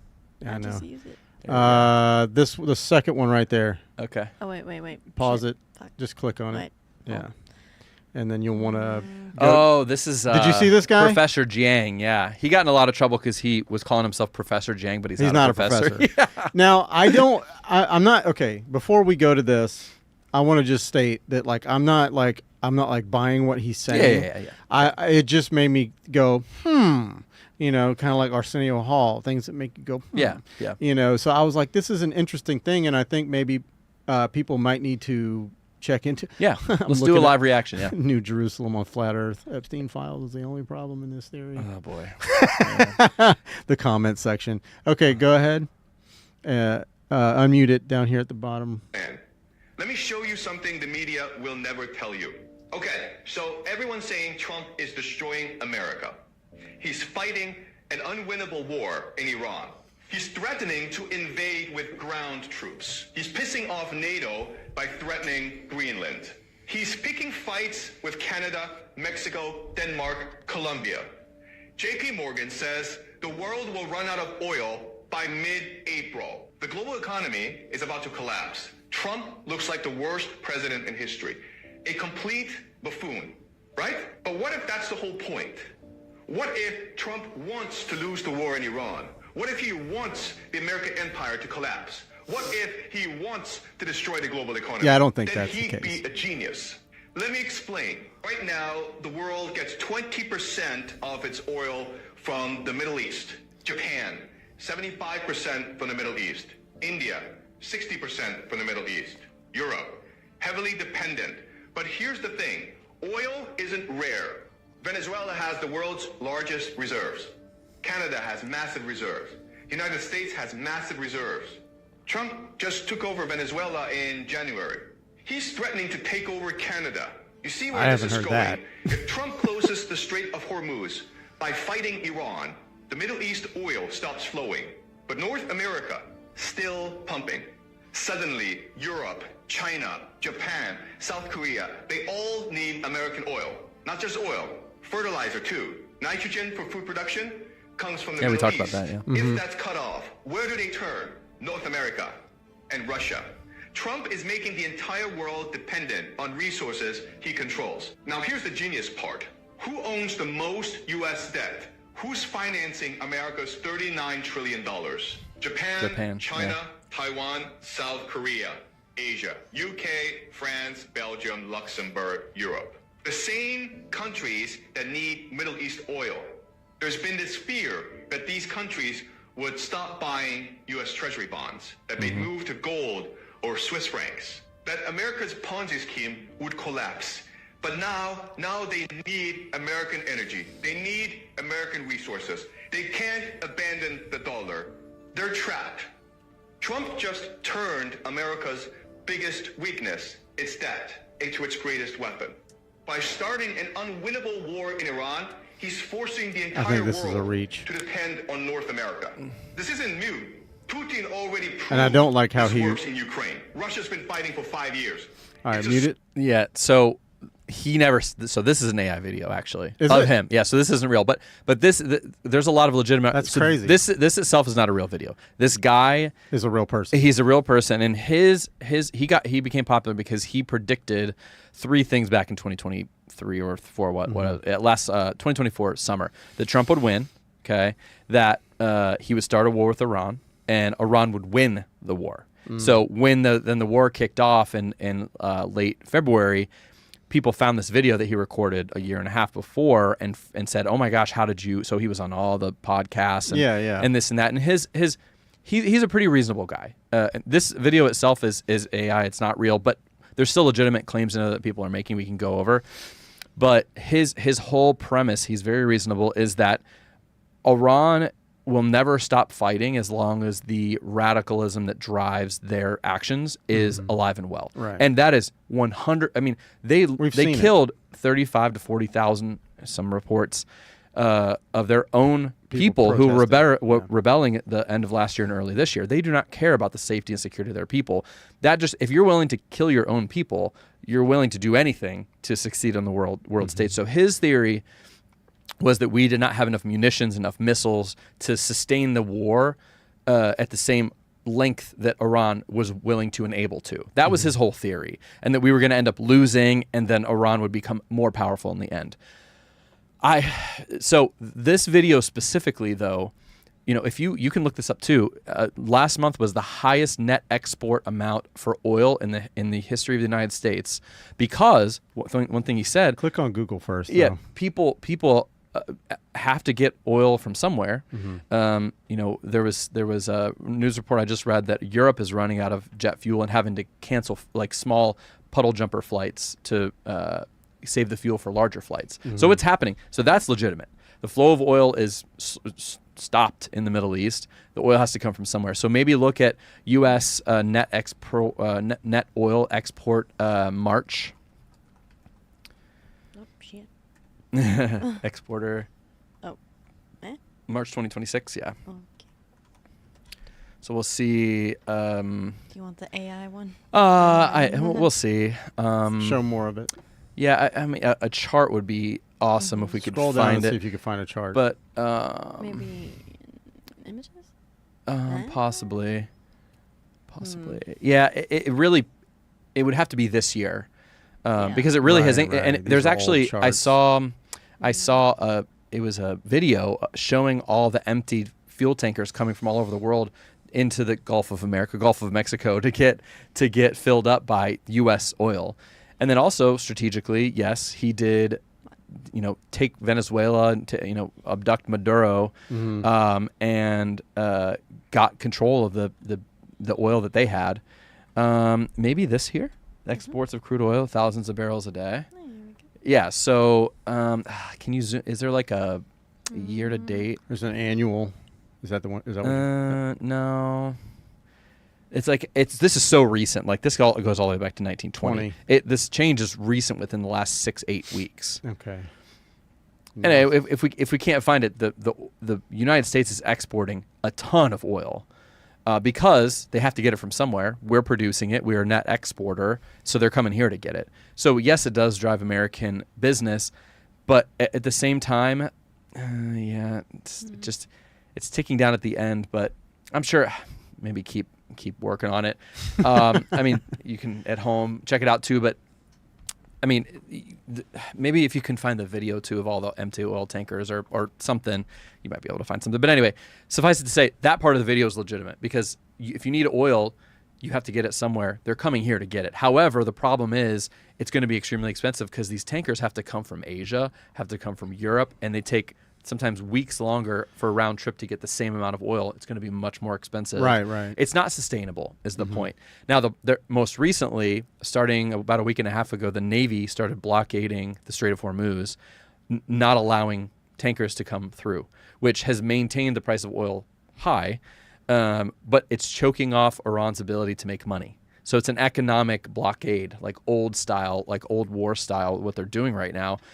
And the other part is not only are they not making money, the oil wells are producing this oil still, and they're actually running out of space to store it. Right. So soon, within the next week and a half, they're going to have to start capping off wells, which will harm their future ability to make oil, which is further crippling their economy. I mean, this is costing them billions of dollars, even over a short couple weeks span of net exports. So it's an economic chokehold on Iran's economy, and it's a game of chicken now. Who's going to give first? And it doesn't look like Trump is willing to back down at all with this. And for that reason, I mean, there's not bombs flying around anymore. And so his Professor Jiang, I think this is his name, Professor Jiang's original premise was we're going to lose because we don't have enough missiles, and they're willing to just bomb forever until everyone's dead, which is true, because they're radicals. But this has turned into more of an economic Cold War style, like economic stranglehold that they can't win. They're sanctioned. They're doing business with Iran is sanctioned with every country. You can't do business with them. The only thing that they're really allowed to do, and the only thing they have to offer the world is oil. If they're not allowed to export it, they're going to run out of money. And then it's like, what is the next domino to fall? Does the IRGC turn against? Does the military turn against the IRGC? Like something could happen, from this economic pressure. So the cool thing is the stock market doesn't really care about this anymore. It's kind of like we're over it. Right. I mean, can you pull up the S&P 500 year-to-date chart? So if you just you can do VOO chart. And just type that. You can pull it up. We can see where the war kicked off, and it's very evident. Yeah, that's perfect. So then go to year-to-date. Thank you. YTD. Yeah, you got it. You got it right there. Okay, so if you on these charts, just so you know, if you click here and then scroll over, you can see like the plus or minus. Yeah, so keep going all the way to the bottom. Perfect. So on March 30th, you're good. You're good. Okay, so the market had you mentioned headlines. Okay, this is a perfect transition into talking about the market this year. So you mentioned headlines. If you would have just watched the news, depending on which news you're watching, of course, you'd think that literally the world is ending. Okay, the market beginning of the year to the bottom was down 7.5%. That happens a couple times a year. Like that's not even really a big deal. The market peaked around January 28th, like right around there. You don't have to move though. But people were posting on social media, I'm losing so much money in my retirement. Oh my gosh. Even our customers, you probably got it or saw on the Facebook group where I made a video just addressing the volatility in the market. And like this, it's so funny because our people are so hyper focused on their money in a good way that they know my net worth has dropped like for 2 weeks straight. What's going on? So I wanted to be sure to put out why, right? And talk about it, because if you just watch the headlines, you think the world is ending. But the war kicked off. The first bomb was dropped, I think, on February 28th. The market originally took a dip, came back up, and then oil really started ticking up. Oil around March 30th had peaked around 112, 115 a barrel. And so the reason why the market falls when oil is high is because, again, all the companies that make things need oil to make their stuff. Right. And if oil is more, profit is lower, which lowers their valuation of their stock. That's why. So if you look at the daily charts, when oil spikes at midday, the index will fall a little bit. They're negatively correlated. So all this to say, somewhere around March 30th, the market just stopped caring about oil and just rocketed. So yeah, if you could click on the very bottom and then scroll to the right and see how much we're up from the bottom. Yep. So we're up 13% from the bottom. Okay. Wow. So back to bonds and back to bad portfolios and back to scam and investment products. If you look at the bond market really stayed very steady. So you have the peace of mind of like, oh, everyone else is losing money, but I'm not losing money. But when the market inevitably comes back, which it always has in the last 100 years, you're not making money. Right. And you're working your job. We're about 4 months into the year. You've gotten paid probably at least 8 times, right? 2 times a month. Every time you get a paycheck, you drop money into the market. 4 times a month. 4 times, even better. so you've been paid 16 times this year, right? For through 4 months. So each time you contribute money, and if you contribute money this week, the market goes up, you've made money, right? Every time you've contributed all the way down, when the market just goes back up to where it was before any event happened, you're on the positive. Right. So this is the benefit of this volatility. Volatility is where money is made. And in situations like this, our aligned customers have invested millions, not a joke, millions of dollars from the top to the bottom of the market, because I'm watching it for them and I'm saying, buy this now, buy this now, buy this now. And we bought all the way down. I literally got a new client who has invested almost $10 million with us in December, and I've been easing it in. They're up, I just checked today, almost $250,000 since the beginning of the year. One person, one family, $250,000. This is where money is made. So, but if you don't know this and you're just listening to the headlines and watching MSDNC or one of these, even Fox News, like they're all trash. Like, and you'd think, oh my gosh, I have to sell. If you sell, especially like down here, and then like just wait because you're nervous, you're missing. So the worst thing you can do is sell anything. The worst thing you can do, because it's going to come back. So the market is up year to date, almost 5%. So on normal market returns 10.5% a year for the last 100 years. We're almost halfway there, and it's not even June. Right. Now, it's going to move up and down, but like, this is the value of being invested properly, because you get to take advantage of all those beautiful like sales. I heard this thing last year. It was like the stock market is the only store where people actually run to the exits when stuff is on sale. It's like opposite psychology. That's a sale. That's a 7% sale on something that is the 500 largest, most high quality companies in the United States. So you're wanting to, when it's all the way down at the bottom, you're wanting to, let's buy it. Yeah, when it's that's a situation where if you're seeing this and you're having a budget meeting, you're like, hey, and if you're on this money goal, your coach should be like, hey, market's down. Like if we can like squeak out an extra $100, $200 in your Roth IRA this month, like it's really going to be worth it. Now, you never know where the bottom is. Like we didn't know where the bottom was until it started to tick back up, right? But like it's just if you can, or if you follow Nancy Pelosi's investments. Well, she buys random stuff. I'm just talking like indexes, long term. Yeah. But this is the perfect example. If you still watch headlines, you'd think, well, the sky's still falling. Strait of Hormuz, this, Trump, this, Iran, this, Supreme Leader, whatever, this. Like you wouldn't know by reading headlines that this is what the market's done. So if you understand that, you should, first of all, don't trust what they say, and also know that if they're saying fear, you should be thinking like opportunity, because that's how it always is with the stock market. And like Warren Buffett says, be fearful when others are greedy, be greedy when others are fearful. So you need to rewire your brain as an investor to when things get sketchy, that's when you're like, ooh, let me buy, because that's typically the best time to do so in history. Go back to just click the 5-year chart, and let me put this dip this year into context. You see that?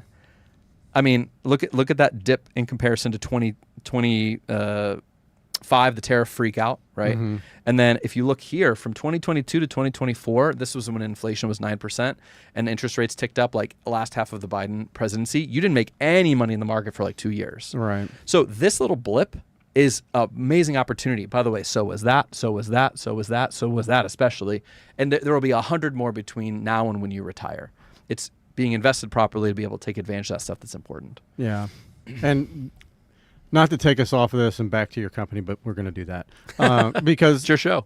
Well, I mean, I think it's important to talk about too. Yeah. Is like what you were saying. It correlates. Is like you guys have, like you said, there's goals with this, you know, and you have to hit certain. Because like I'm not ready to start like really investing yet. You know, I'm not there yet, but I know I'm on the path to there. I've already hit one major goal by putting money into my Vanguard, which was awesome. Align money goal number 1. Congrats. I've never had this much money in my account at any given time. So I mean, it's just like, and I'm watching it steadily grow. And this is my problem, and not to get on me, but like I have a little bit of a spending problem if I didn't tell you already. And when I see extra dollars in there, I'm like, I start sweating, like a crackhead with a big bowl of crack on the table. But yeah, no, and it is, but it's like. So it's not everybody is going to just get with you and immediately start. That's not what they do. No, it's not. You're not a short-term day trader. It isn't like that. Nope. And that was another misconception that I had, and I think we talked about that last time. But it's just like, because I mean, you see these guys are out here. They're like with the slick back hair and the, the freaking Bugattis and shit. They're like, yeah, I'm a day trader. I made like $2 million last 30 minutes ago, whatever. Like, cool. I want to do that, but no, not everybody it's can do that. It is very misleading. It's misleading. Yeah. Yeah. If they're trying to sell this, that's one thing with our business model that's tough is I'm selling like probably the least sexiest thing ever, which is budgeting. Right. Right. It sounds so boring and so terrible. And like, oh, you God, might as well be pulling teeth. My grandpa talked about that to me. He said, save your pennies. I mean, it is about that, but it's, it's about telling your money what to do. It's the least sexiest thing. So I explain like what we do to some people and they're like, so you're a financial advisor? I'm like, kind of. So do you have access to my accounts? No, never.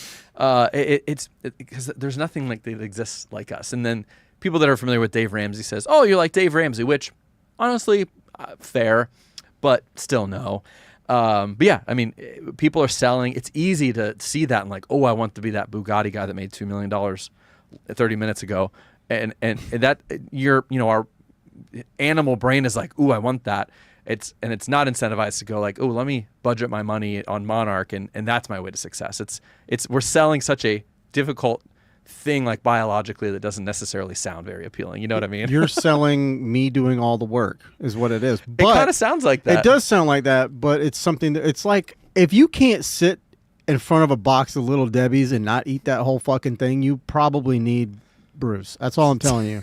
Like that, if that's how you are with money, yeah, they need you because you need the tools to. It's a mirror. Mm-hmm. You're looking back at yourself and you're holding yourself accountable. Yeah, I mean that's the way I look at it.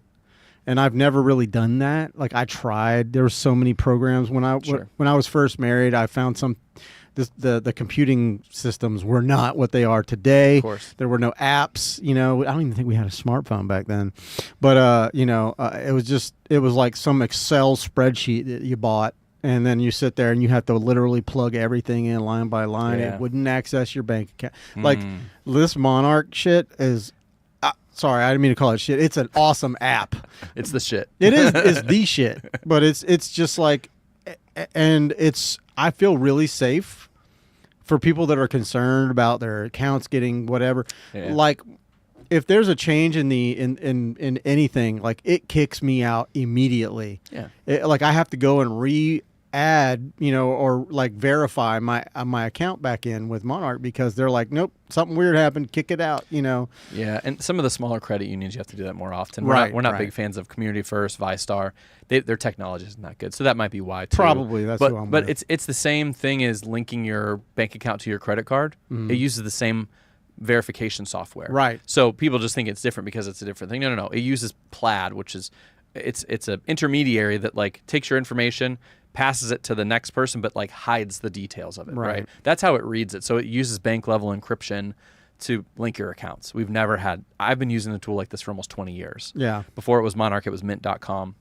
Similar thing. I've never been hacked or anything like that. Yeah. So. Okay, so what? Tell me something we don't know about what's happening with money and what's going on. I mean, like I know you've got things you want to talk about and discuss. Yeah. Can you pull up the M2 money supply? This is my favorite nerdy thing. Just type in M2 money supply. Let's get geeky with it. Yeah. That's my favorite thing to go to. This is how I'm so certain that the market's going to go up in the future, and also that the inflation M2 Bam. money supply chart. You got Patrick must have been looking it up over here. Yeah, this one here, the Federal Reserve Bank of St. Louis. Yeah, there we go. Okay, so. This is my favorite thing to talk about, and probably your audience just fell asleep. But this is the most important They need thing. to listen. So again, shout out to Richard Nixon. He's the cause of this problem. Between Nixon and Jimmy Carter, they really kind of screwed us. People don't talk about that enough. But anyway, what this is the amount of money that is in circulation. Now, if you go back and watch our last interview, this was not as high. This was about as high as it was in 2020. So what this is the amount of currency that is in circulation, okay? So remember what I talked about, supply and demand with companies lowering prices. When more of something is available, is it worth more or is it worth less? Less. So when we have more money available, are those dollars worth more or worth less? They're worth less, okay? So this is the chart of inflation. This is what causes inflation. Inflation is caused by the Federal Reserve doing what's called quantitative easing. They essentially print money, but they're not actually printing money.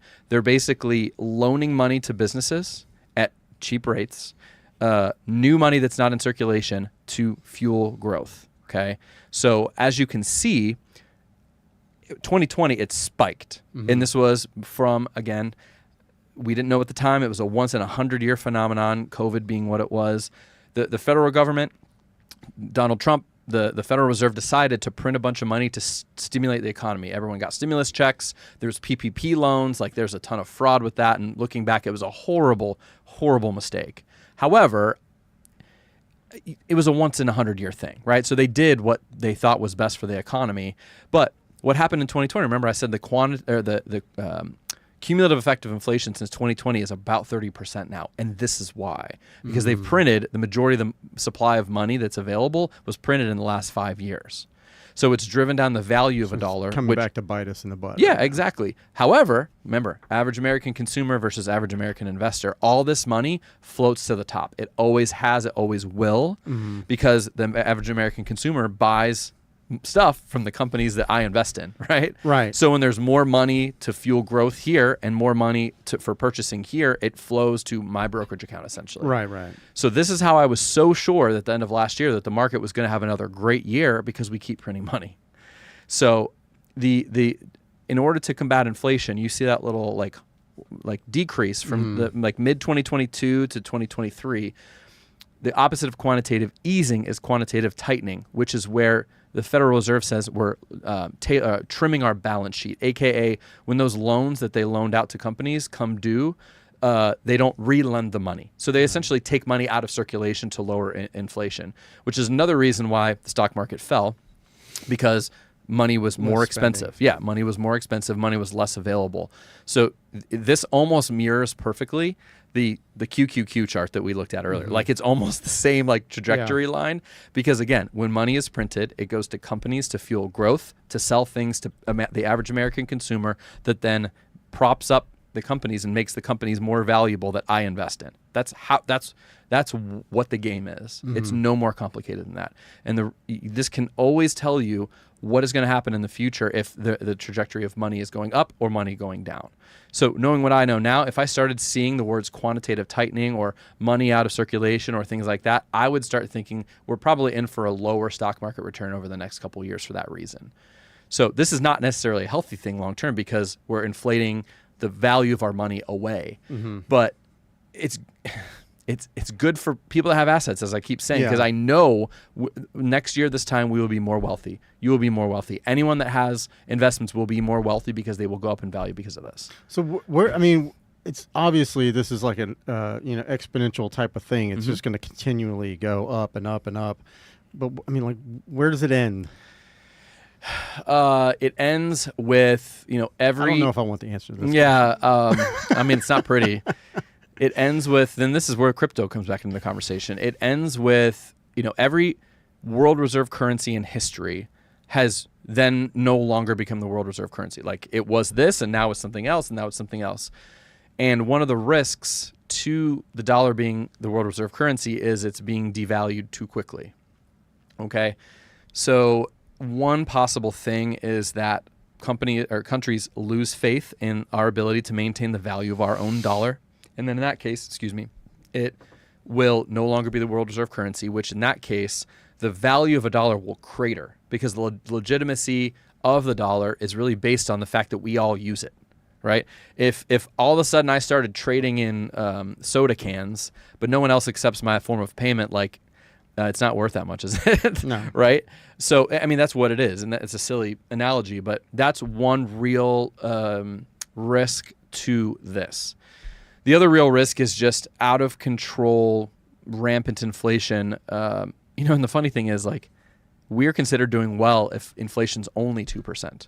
Like the Federal Reserve's goal is to keep inflation at or below 2%. So we're considered getting an A+ in school if our dollar is only worth 98 cents compared to a dollar last year. That's good.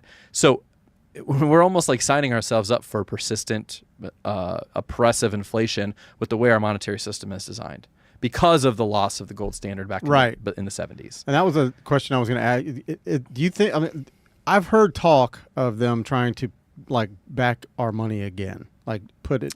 Yeah, I think it's just conjecture. It's nothing. Okay, nothing's really. How do we combat that though? I mean, what would be a way to save us from that? Ending the Federal Reserve. I know Pat's a big fan of that, probably. And we'll go to the comments because I'm sure he's blowing it up. And ending the Federal Reserve and making it so, because honestly, the Federal Reserve is supposed to be, and generally is, an apolitical branch of government essentially that controls money supply. Right. So getting rid of their ability to print and stop printing money and just sort of let the system go is one possible fix. But then again, you have to accept whatever consequence comes after that. So I don't know that that's really, it's really an untenable situation that we've put ourselves in. But again, what I'm alleging, like I said earlier, is that the complete breakdown of the U.S. economy is a really again, sexy clickbaity thing to make videos about on the internet, and it gets a lot of flat earther, foil hat wearing people commenting on it, and somehow relating the Epstein files to that. By the way, somebody's gonna clip this when you just said the end of the and it'll take the end of no, but I really take it out of context. If we talked about Bitcoin last time. Bitcoin's legitimacy comes from if you believe that the dollar will no longer be the world reserve currency. I say this so much, I feel like I say it in my sleep, and people are like, yeah, okay, Bitcoin. The Bitcoin bros are like, no, Bitcoin's the way. There's a utility to it that will possibly replace the dollar as the world reserve currency one day. And if you believe that is something that's going to happen, then you should believe in Bitcoin. If you believe, it's like you have to believe this to believe this. Mm-hmm. People that just blindly invest in crypto and have no idea why is honestly the majority of crypto people. But for me, it is an uncorruptible currency that is limited supply, right? Because it's not tied to a government. It's not tied to a person, although that random Satoshi, guy that made it's kind of sketchy. But it is traded on the blockchain, which is a one of one signature trading with each other. It's supposedly uncorruptible, unhackable. it is a candidate to replace the world reserve currency. And if it does, the dollar will crater in value, and we will have Venezuela, Argentina level 1,000% inflation over a very short period of time. Where like the 20s, where people were coming up to the store with a wheelbarrow full of money to buy a loaf of bread. Like that is really a possible consequence of this if we lose world reserve currency status. And really, that is the most practical, reasonable, non-clickbaity thing that could happen, just based on economics. Do you think it's going to happen? Not in our lifetime or our kids' lifetime. Because I'm going to say we started out really good, and then you just took us to a dark place. Yeah. And I was not feeling good there for a minute. You made me scared. I would be a Bitcoin bro. If I believe that was going to happen in the next 100 years, I would be a Bitcoin bro all in. Because there is legitimacy in that if you believe that that's an existential threat to the dollar, which we can talk about it all day long. I don't think, again, it's going to happen in my lifetime or our kids' lifetime. Well, that's good to know. But yeah, as long as I don't have to mess with it, I don't care. Yeah.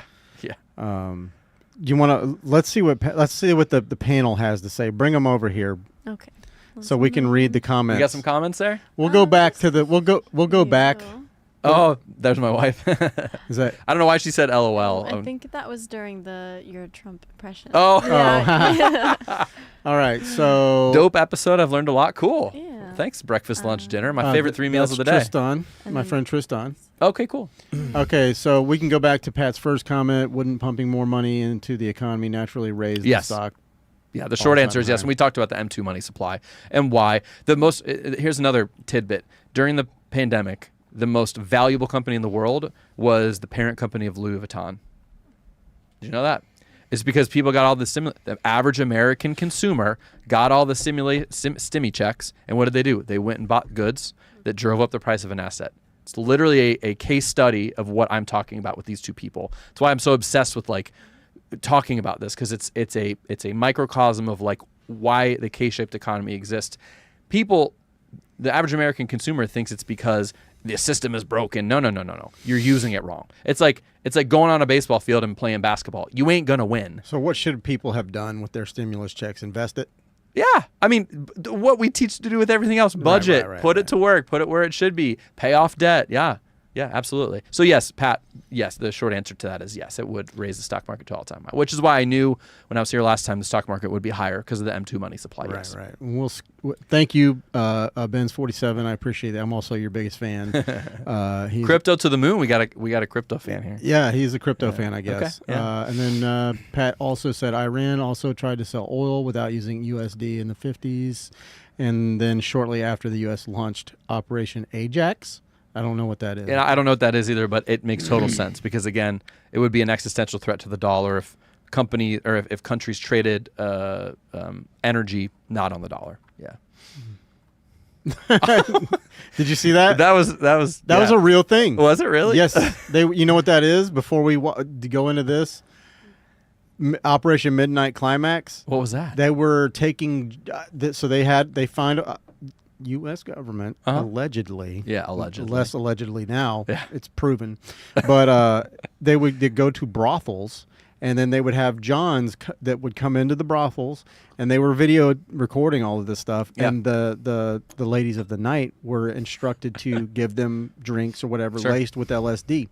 Oh, and they wanted to see what was happening, how they reacted. It was basically like a shoot off of the other MK Ultra. Which I don't know if you know about that either, but you should check that out. No, I will. I need to check this out. Yeah. It goes deep. The rabbit hole goes deep. So Operation Ajax was a foreign-led coup d'état that exploited international Iranian government to oust the prime minister. This sounds like a movie. It does. I'm sure there's a movie made about it. Probably.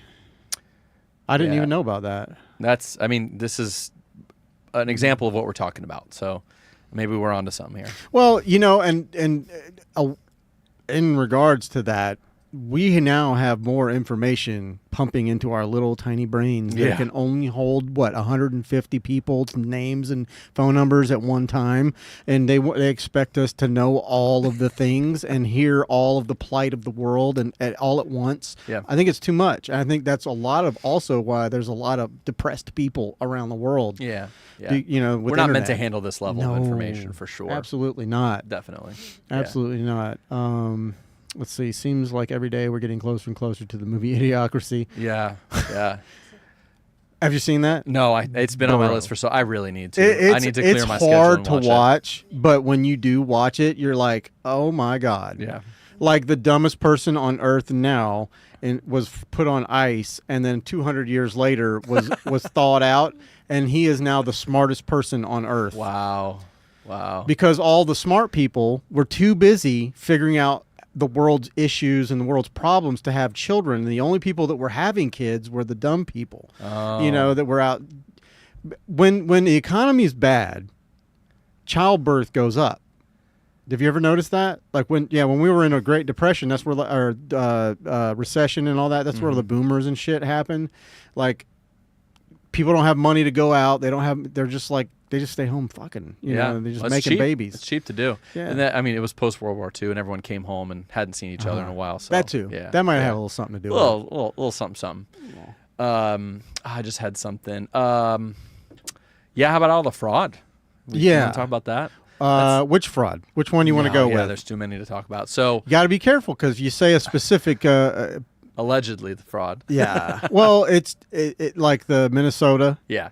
Minnesota, California. Yeah. What's that kid's name? Nick Shirley. Yeah. He is what a stud, man. He is a stud. I mean, he is fearless. Fearless. I mean, I'd be out there. He's either fearless or dumb. But he's not dumb. It's kind of similar. They're kindred spirits. emotions. Yeah. I mean, I think we're just getting it's like a tip of the iceberg into. Listen, there's a reason why we're $37 trillion in debt. Mm-hmm. We didn't spend it all on war, even though that's where the majority of it's gone.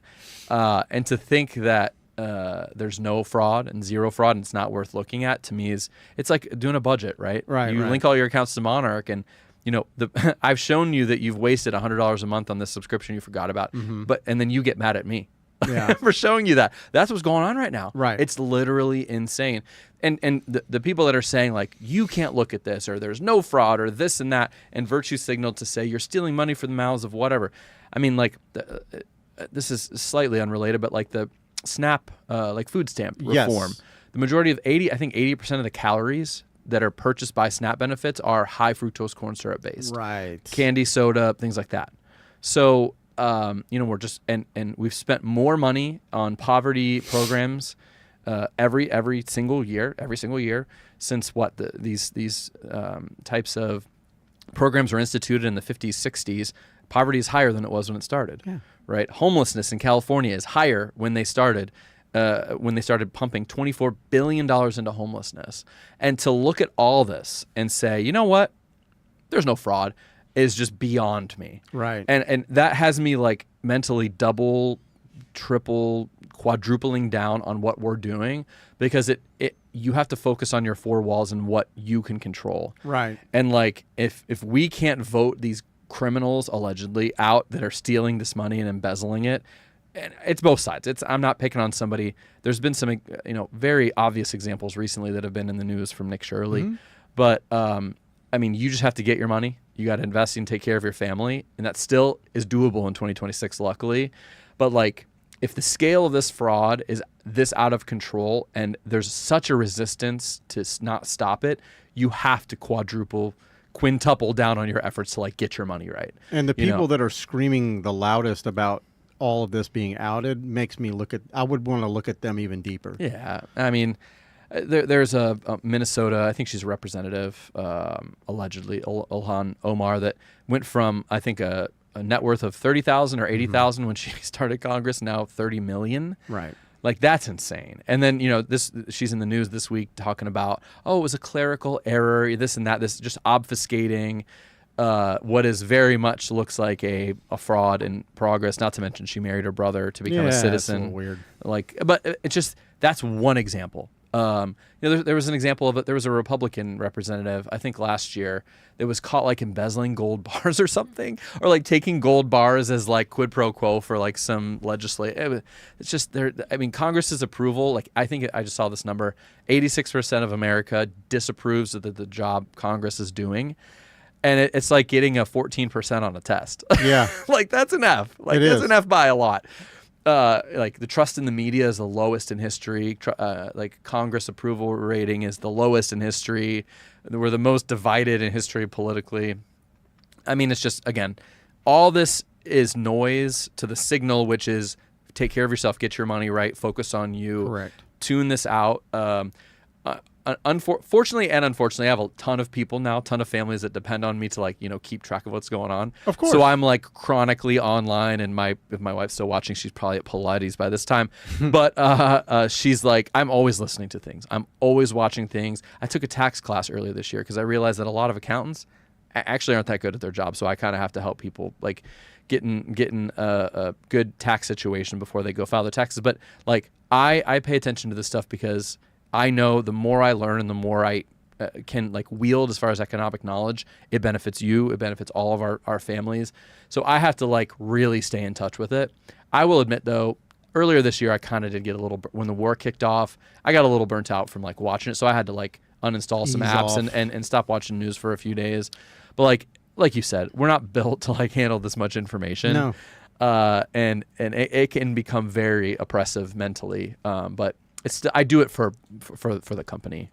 You have to, and yeah. that sucks. And I feel bad. That No, you no, have to do that. that's not a sob I story. hate that. It's- No, I know, but it's I'm really just like not. I don't like. I don't watch any news platform at all whatsoever. I don't. I won't because I'm tired of seeing they're all slanted one way or the other, Yeah. right or left. Yeah. And if you're smart and you're not easily a corruptible brain or Sure. whatever. If you're Yeah. not like a low IQ person, I hate that term. I mean, I think it's being reasonable and being but able it's to- true. yeah. But if you're not one of those people, you can listen to all of it and pick out the truth, or at least nuggets of the truth, or at least even then open up your mind to where you go, okay, I need to research this. Yeah. But just sitting there watching it, taking it for face value and going, oh my God, that's exactly what's happening. There's aliens attacking you for right now. I mean, like what? Yeah. Come on, bro. Trump wants to murder all people that identify as trans. Like, I mean, come on. Like, doesn't. I mean, either way, and the people that say everything he does and says is biblical. I mean, that's just as ridiculous. Yeah. So yeah, I mean, Well, he does put his foot in his mouth quite a bit. Oh my God, dude! Just stop with the freaking tweet. Just stop, man. I hate Taylor Swift. Dude, I get up and I see that stupid picture he posted of himself. Yeah, I hate Oh, Taylor. yeah. Of like it looked Like like he's he a was deity, Jesus, yeah. but then he's like, well, I was a doc. I mean, it just, dude, just don't do it. I thought Just it was stop. Red Cross. Yeah. No, you didn't. You knew Like, what it come was. on, man. He's smart. He knows. It's a waste of time. He's the world's big. He and Elon are two of the world's largest trolls. I haven't heard a lot from Elon recently, I haven't to be either. honest. Why do you think that is? I think That makes me nervous. Well, he's busy, putting ships, Yeah. saving people from outer space that NASA couldn't save, and Right. building Starlink, which is giving internet access to the entire world. He's about to IPO SpaceX, which includes Starlink and Twitter inside of it, or X. It'll be the biggest IPO in history, over $1 trillion initial valuation. Absolutely insane. Yeah. I think he's busy, and he's probably his calendar's probably pretty tight. For someone who has as much money as he has, like he slept in like the production floor, like he's a hard worker. He's the smartest person on Earth right now that we know of. I'm sure Right, there's someone that is as smart or smarter than him, but no one can create the value that he's created in one lifetime. It's Insane. Historic You what think he's he's done. an alien? No, I think he's on the spectrum, and I mean that in a very respectful way. I think he's touched in a way that allows him to have unreal. He's the one I learned the signal versus the noise thing from. Like, Right. he has an unreal ability to filter out all the noise and focus on what matters. And it just goes to show you, like, this is a phrase that people say, like, everyone has the same 24 hours as Beyonce. What she's done, right? Look what Elon's done. Like, with his lifetime, where he started, what he's done, the value that he's provided society. Like we talked about Tesla cars, but like Starlink, like I mean, Twitter is kind of a dumpster fire when it comes to like Well, getting information. Okay, but if he didn't buy that, yeah, that's where I was going with it. Yeah, he created an online freedom of speech would be exactly. But he's created a ton of value, is my point. And Right. for one, and SpaceX, my God, like I listened to an interview. we just went around the moon. Well, yeah, and he you remember last year, or it was the year before, when the rocket went up and then it came back down and it freaking caught it in midair. Yeah, What? yeah, I did that on a video game once and I still didn't do it right. right. I mean, and, you know, we just now, and his space launches are a fraction of the cost that NASA Right. does. I mean, it's insane. So he, until proven otherwise, he's the smartest person in the world, based on his track record and the value that he's created. Yeah, it makes you kind of think twice. Like, hey, if, you know, your autistic friends, you better start treating them better. You know what I'm saying? Because there's something there. But I mean, I think autism is like the next form of evolution. Honestly, of human evolution. I think that it's becoming more and more prevalent. You're seeing it a lot more these days, and people are just like attacking specific things, and they're like just like a savant in that thing. Yeah. And it's like that's really interesting. Honestly, I mean.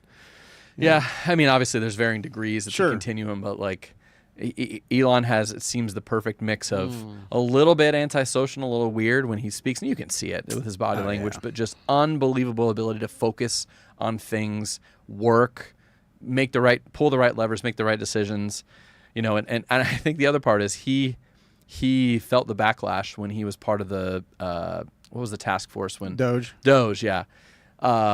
He was, you know, persona non grata for a long time because of that, because he was Right. just exposing things, and it could have been done a much better and more like diplomatic way. I don't think that there was time to do that though. Nope. It needed to be like thrown out and say, "Hey, this is what's happening." I think though, what I said, like he got an idea of the depth and how thorough the rot is in the government and in the like the system, the machine, the dark, you know, whatever. That I feel like even for him, he's like, I just got to go take care of my crap. Like I think he got a glimpse of it, and he's like, holy crap.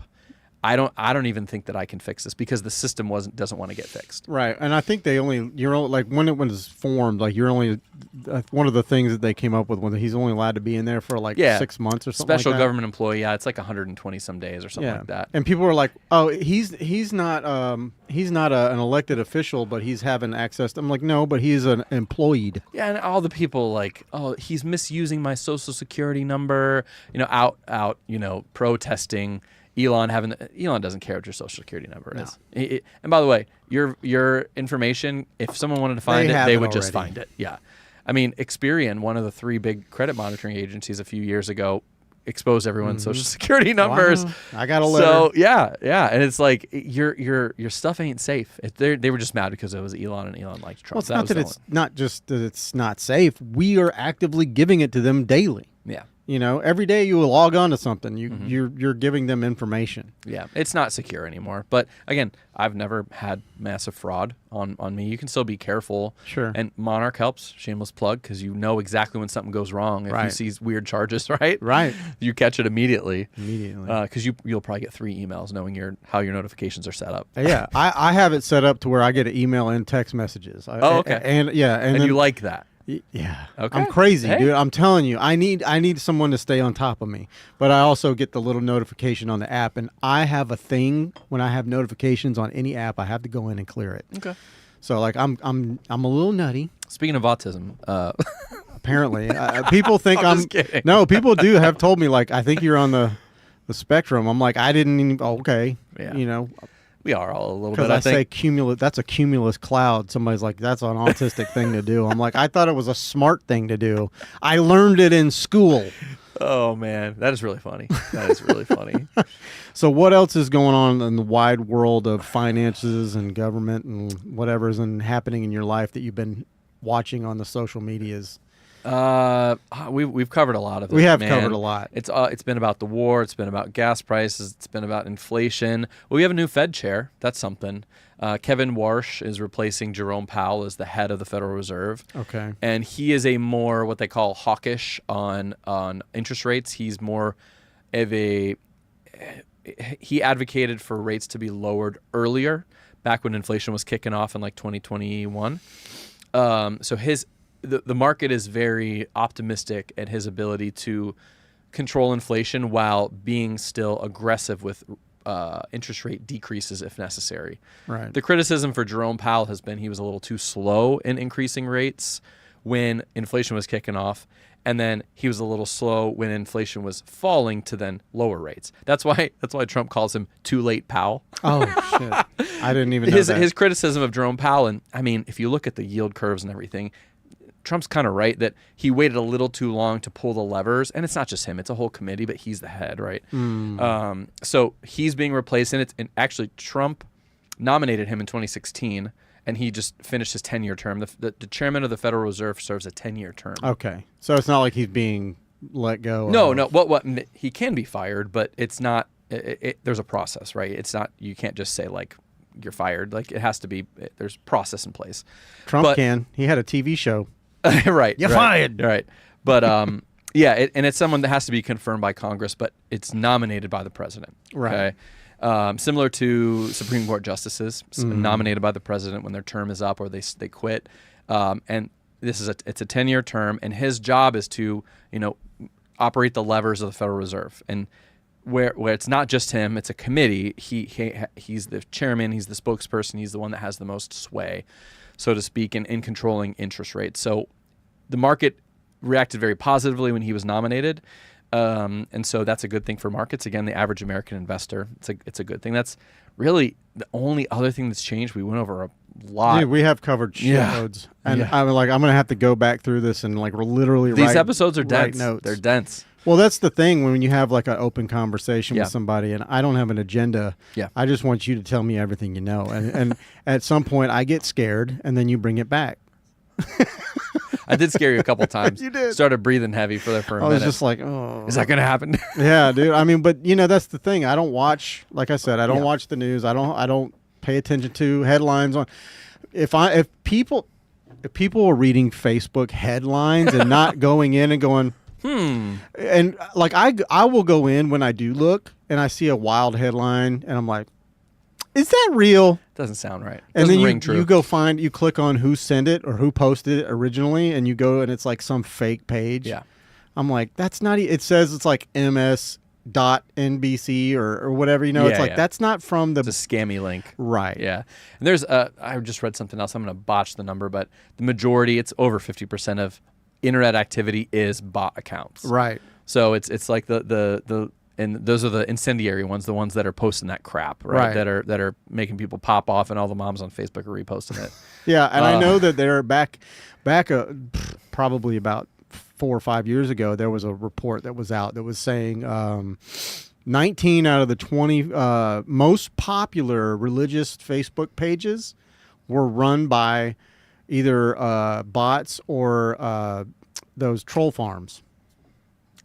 And that was like they found out and proved that Yeah. was what that was. And I'm like, that's insane. Yeah. It was about the time that I think when Zuckerberg was having to go forth and go, yeah, the FBI basically told me to not post any of this stuff like about the Vaccines and all the that. vaccines or the laptop, what's his name? Biden's son. Yeah. Hunter. Yeah. Yeah, Hunter Biden. That's a wild one. Well, that actually came out. I mean, this is all legitimate too. That's real. The Matt Taibbi. So don't take this episode down, YouTube. This has all been legitimized. No, it's talked about very widely Yeah. now. I mean, if it was 2021, it would not be, but I mean, it would be taken down. Yeah, of course But yeah, it would. Matt Taibbi, when Elon bought Twitter, the Twitter files came out and showed that there was the government was lobbying Twitter to take specific posts from specific creators down, right? Therefore, limiting free speech on certain topics that were leaning a certain way, right? Leading doctors in their field. Yeah, and we all knew it pulling was it down. we all knew it was happening. These like the people that are reasonable knew it was happening, and you felt it. Like people were getting strikes on YouTube that were just bringing up the thing, Yeah, not being or just asking a question. yeah, and getting their and people lost businesses. Like when I was here last time, there was a big lawsuit against Google for creators were suing Google because of loss of revenue because their channels were taken down. Channels are a business. You're aware of this. So they lost their livelihood because of censorship. So it was a freedom of speech issue that happened during that time, and they were being lobbied by the federal government. Yeah, and I don't think people realize just how much things. We had like a timeline shift. A few of them this year. Like we could have gone this way, but we went this way instead. Like if Trump turned his head too late, he'd have caught that bullet, and we wouldn't have been sitting where we're at now. And we would have all had to see. I mean, we saw something similar with Charlie Kirk being shot, but like we would have all saw. And that's another weird thing. Like CNN or one of the channels was running the rally, and I guess like the amount of like Trump rallies that they showed during the election season was like 1 or 2, and those were one of the 2 that they showed. Right. Like and there was the number was like they showed 1 or 2, and there was like 100. And it's like the statistical likelihood that that's the one they're showing when he got it's like a little weird. Your gut is kind of like It's a little weird that nobody saw this kid walking around with a rangefinder for 2 hours. Yeah. Climbing up on a roof 200 yards away. Like there were people in the audience going, "There's a guy up there." Yeah, I saw the videos, and they were just like, the Secret Service were like, "I don't know what you're talking about." We don't know anything for certain. No, we don't. When you think about conspiracy theories abound. You think about it though, and your gut's kind of like, it doesn't ring true. That's how I go about things, at least. Right. Until proven otherwise. Sure, but it could have been a whole different. I think there's people out there that want to shut us up, and they want our freedom of speech and all of our rights to be taken away. I think they got excited whenever COVID happened, and they locked us in our homes for, here in Florida, we wasn't very long. Yeah, 2-3 months back. Right. But, I think there's still people in California that are walking around with masks on. Well, I mean, school was closed for 1.5 years, 2 years in California. Think about those kids. Over 2 years. I mean, key time in their developmental stage. It's not good. Yeah, I mean, it's not good for those kids. The test scores were already bad. Yeah, right. So you think homeless is bad now? Oh Lord. Yeah, it's up $26 billion given to the government. Yeah, they have a whole, and it's gone up. They have a whole faction of people that are working on it. And where the hell is the money going? Yeah, the high-speed rail that they were going to build, there's like 600 feet of it, and it cost $24 billion. Right. Or $16 billion, something like that. I hope Just that guy never ridiculous comes numbers. up for office. Oh, I mean, he's the leading. Pull up Kelsey. Is he really? He's the leading candidate. Jesus Yeah, absolutely. Christ. Absolutely, he's the leading candidate. 100%. Well, he's a handsome fella. That's about all he's got going. He looks for like him. a Batman Gotham character. He does. He looks like the Joker, Two-Face. like the old, or Two-Face in the old like Batman cartoons. Yep, he could definitely pass for Two-Face. Crazy. Well, anyways, man, I won't take up much more of your time. I know you're a busy fella. I wiped my schedule the rest of the day. Did you? We go into the evening. Okay, you want to go play some pickleball? Love pickleball. I'm low key afraid not of a tearing my pickleball guy. ACL though, Oh, or are you? my father-in-law tore his Achilles. Oh, yeah, shit. just like moving the wrong way. I had another friend. Just it's like when you're in your mid-30s, you're like, stuff is gonna tear if I just look the wrong Who way. are you talking to? Dude, I could sneeze and my back gets thrown out for a month. I know, right? It's like, It doesn't get any better. I play softball every Thursday. That's my Thursday night. I keep that open. We just had our tournament on Thursday. We won one, lost the second game barely, so we got kicked out of the tournament. But yeah, I stay active in that way. Yeah, you have to. You have to keep. And I will tell you, I'm almost 50, and I'm getting back into like physical fitness and working out and trying to get better back into it. I mean, I was doing really good for a while, and then I just kind of fell off the rails and just everything she ate, I would eat like 3 plates full, so I'm having to watch what I eat, and because it's just, you gotta, just like your financial health, you've got to watch your health. Come full circle now. It really has. It really It always has. does. It's well, these are the things that I think, in my personal opinion, that make people the most depresso. And instead of shoving, SSRIs or medications in people's throats, which I know there are cases, and some people need them for sure. 100%. But then there are those that are like, I wonder, this is replacing a hormone that you don't have, or it's not being produced. So if it gets produced when you go and run or when you work out, it's producing that hormone. Do you really need that? So it's and that's, I think, actually a proven fact now too. Yeah. Not to mention, I'm excited about, they just rescheduled marijuana from Schedule 1 to Schedule 3. It doesn't make it legal, but it now opens it up to where they can actually study it. Mm-hmm. And they, Yeah, something last week, there was a psychedelic that was just like fast tracked through the FDA. I think it was Ibogaine. Yeah, Yeah. For PTSD. Yes. And there was two And- people in the Oval Office. Did and you see addictions. this? Check it out. Yeah, Joe Rogan was there, and the only reason Joe Rogan was there is because this guy He was a brought it guest up. on his show, right? Yeah. And he made Joe aware of it, and Joe's like, "Why are we not doing this?" So Joe just called up Trump and was like, "Hey, we need to have a It's meeting probably about this." the guy that started Maps. It's Okay, I I don't know who it is. Yeah, He's that's just the big dude. Yeah, Yeah. I think that's the not company, but it's like the research center that was founded.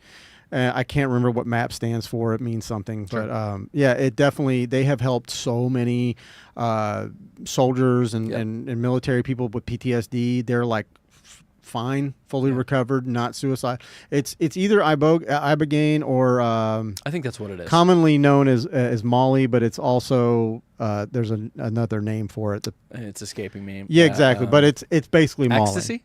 It's ecstasy, Molly. It's all the same. But there's like a scientific name for it. I Yeah, can't remember what it is. I'll think of it when I'm on my way home. Exactly. But they use that in a way. You know, they're not sending them to a rave, but they're like, Yeah, it's They're- microdosing. Yeah, right, absolutely. right. Yeah, and I mean, we're it was awesome. Almost like brought tears to my eyes because it's like those guys, these big burly, like you could tell ex-soldiers, like Yeah. super built. They're like weeping because of how much this helped them. Correct. Like the one guy was like, I wouldn't be here. I would have killed myself years ago if it wasn't for this specific thing. Right. After one dose, I could feel myself like being able to control my emotions again and be like more in contact or in control of my body Mm-hmm. and the way I feel.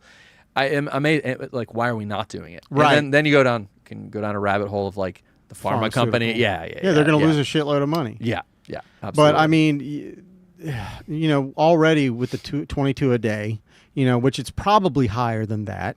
yeah. You know, It's too high. Yeah. and it's too high. One is too high. Yeah. You know, no one should be coming back with PTSD and killing themselves. Mm. You know, but yeah, I didn't know if you knew that statistic. 22 a day. That's what they say. And this is for veterans. Yeah, specifically? veterans, military people. Yeah. They're coming back from overseas. They've seen shit that Yeah. we don't need to ever see as humans. Yeah. You know, and it fucks them up. Especially post Afghan. I mean, that forever war. You know, from 2003 to Correct. 2022, when when Biden finally pulled out of, finished the pull out of Afghanistan. Right. I mean, $3 trillion, countless lives lost in the war, and then all this. Well, he did it wrong too. Well, I've heard yeah. a lot of military people Oh, talk yeah. about it, and they're like, "Yeah, we fucked that one." Well, I mean, 13 service members killed. People were hanging off the plane as it was taking off. Right. I mean, it just looked horrible. And then not to mention all the shit we left, so they can Yeah. just pick it up and use it. I've seen plenty of videos of them like driving our helicopters, Having and stuff. parades with Yeah. Blackhawks. Yeah. But like the net effect of that war is what I'm speaking about. Like not only the economic toll, $3 trillion, but the lives lost during the war, but then the unquantifiable amount of people that came back with that issue. Right. It's impossible to know like the net cost, both human and economic, of that. Horrible. And then so for me personally, I talked about sort of when I got a little burnt out earlier this year with watching the news. It was right around when the Iran war was kicking off, and we were promised it's going to be 4 to 6 weeks, and then that 4 to 6 weeks kind of came, and then the rhetoric almost changed a bit from the Secretary of Defense War and the Secretary of War. They changed the name. Hegseth. Yeah, Hegseth and Trump. They were kind of like softening their language around like the timeline, and I started picking up on that. I'm like, this is feeling kind of forever war-y. Yeah. And it's like Now he's using Samuel L. Jackson quotes from. I haven't even seen that. You haven't seen that? Yeah, they did a prayer, but it was the prayer that Samuel L. Jackson used in the movie.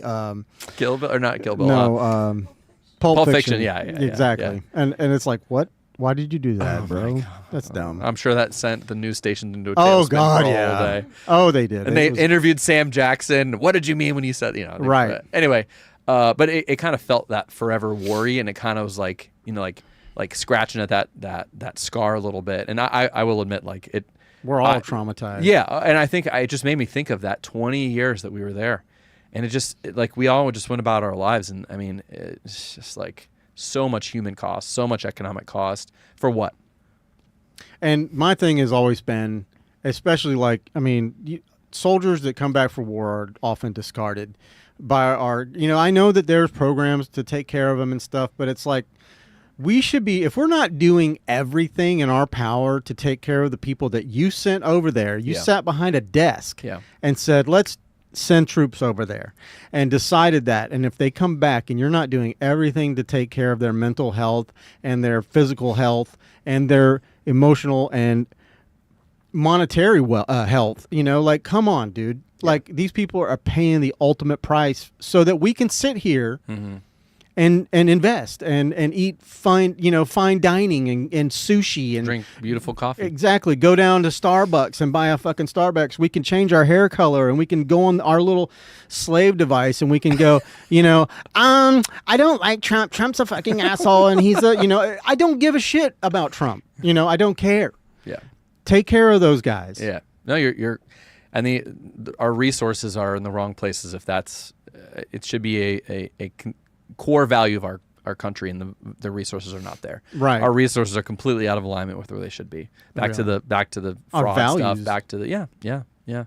And we have plenty of resources to take care of every single one of those people. We just choose not to, which is the worst part. Right. But instead, we're sending $800 million to people in Minnesota that own leering centers that there's no. I said leering, and that was on purpose. But there's no children even there. Yeah. Or $6 billion to Israel a year. Some people, How about the $6 billion they accidentally sent to Ukraine? Yeah. Remember that? Yeah.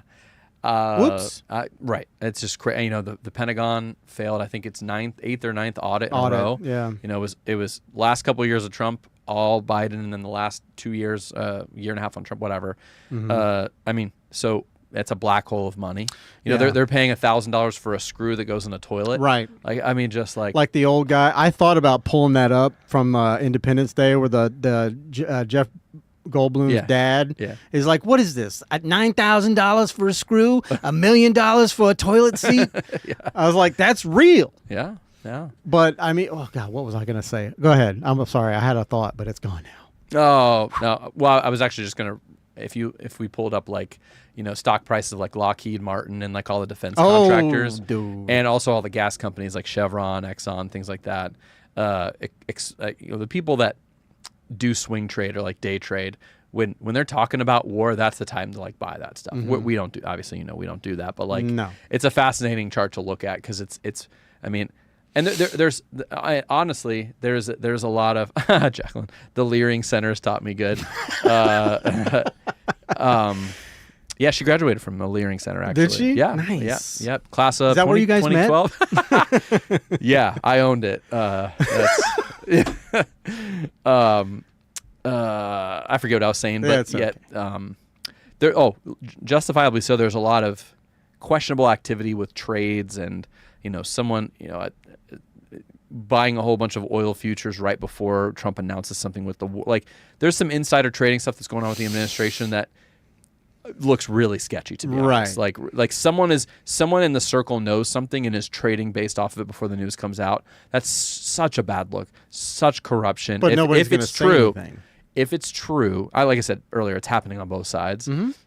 But there's been some specific trades that were like pulled up and vetted that like were perfectly timed a minute before a tweet went out, and it was like an impossible, like no one could have made that bet. Like $1 million on oil futures when Trump says like today, like the Iran peace talk is off the books, like it's canceled for the weekend.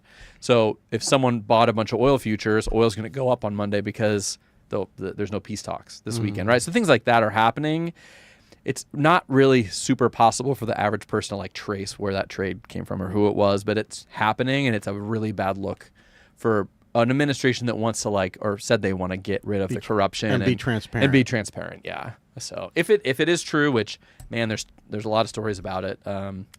It's a bad look. This is why I don't watch the news. Yeah, but I mean, it's the corruption that people get pissed off about.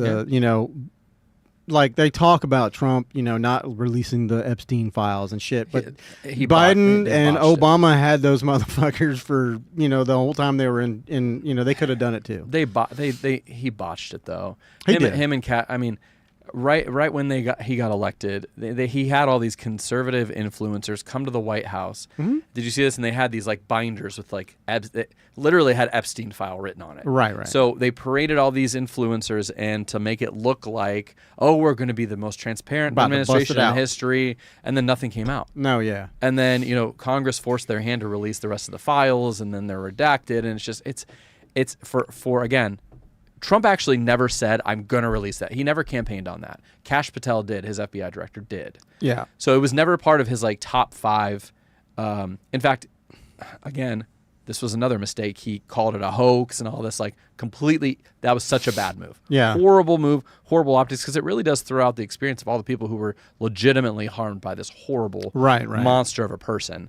And if I was one of those, I would be looking at what he's done and said about it and thought, like, you do not care. Right. Because his actions have shown 100%. that. I mean, just that's a whole other rabbit hole that could get us a strike, is talking about Epstein and all that, allegedly. Very much But could. like, I mean, that's just a whole nother thing that is just absolutely crazy. How about Kash Patel's face when he was reading it? He was reading a certain. They made him read like a certain page when he was in having one of those little meetings that they do, and he was looking at it going, Yeah. you know, and then he was like, all right, we got to close this shit out. We're Yeah, gonna the have to-" associate, Dan Bongino, the associate director of the FBI, was nominated. I mean, he was a ex-military, notorious, transparency, honest government, small government guy, got in there, and he ended up resigning. He again, sort of like Elon, I think he got in there and saw the depth Of the corruption. of the rot and the corruption. He's like, you know what? I can't do this. His whole demeanor changed. If you watch I do interviews recall. with him, I mean, he's just like, it looks like he's seen a ghost. Yeah, And this is a guy. He was all jumping around on stage. Woo, go Trump! Well, I mean, and he is also a big supporter and wanted to do. I think he's someone that really wanted to come in and just crush it for the American people. And he saw how impossible it would be to do that with the way our system's Yeah, set there's up. too many damn hands in the cookie jar. So it's just, again, get your money right. Back to that. Yeah, 100%. Get your money Take right. care of you, baby. Don't Yep. worry about what everybody else is doing. Just Yep. take care of yourself. Yep. And the best way to do that, if you go to alignmoneymastery.com. Shameless plug. Well, this is good. Yeah, man. We got Thank anything you. else you want Oh, to man, chop it up? I don't know. I do have to relieve myself shortly. Yeah, we've been drinking a lot of coffee. A lot of coffee. So next quarter, I'll come for. Been a lot of coffee. It's some say the most ever. No one's ever seen this much. Some people said it. I didn't say it, but some people said it. No. Very strong bladder. Strongest, in fact, the strongest I've ever seen. No one's ever seen anything like it. Anyway, I'll come back next quarter for your quarterly economic update. Thank you. Thank And you. your listeners. Yes, sir. No, first of all, that painting is awesome. You did an amazing job. This studio is the closest to Rogan I'm ever going to get. I swear. Aw. This place is awesome. Like when you watch the clips back with the red, I told you this before, with Yeah. the red background, it literally looks like a clip from Rogan. Just It really say you does. were. You could AI him talking to you. Yeah. And AI me out. and- Yeah. Well, I would say something, and I just cut to a clip of him laughing hysterically. Right, Like, I right. made Joe Rogan laugh. And see, which is so funny is like I did that on purpose. I stole the outline. I liked how his is set up. Yeah. I'm not trying to be. I don't. It's so basic. Yeah, I don't want to be Joe Rogan because I like my hair. But just kidding. Damn. No, I mean, but I'm not as funny as he is. I'm not a comedian, and he's been doing it a lot longer than I have. But I like how he The format, like the conversation. the geeky part of it, Yeah. the way the cameras are angled, the way it sounds, the way it looks. So I like and how we that. can like pull stuff up The and way like we talk can pull about stuff- that's awesome. That is a huge thing because when you can really if I'm talking about something and I'm full of shit, they can pull up stuff and say no, Same or here, or yeah. vice versa, and I like that real time Yep. kind of research. I love that we can do that. I'm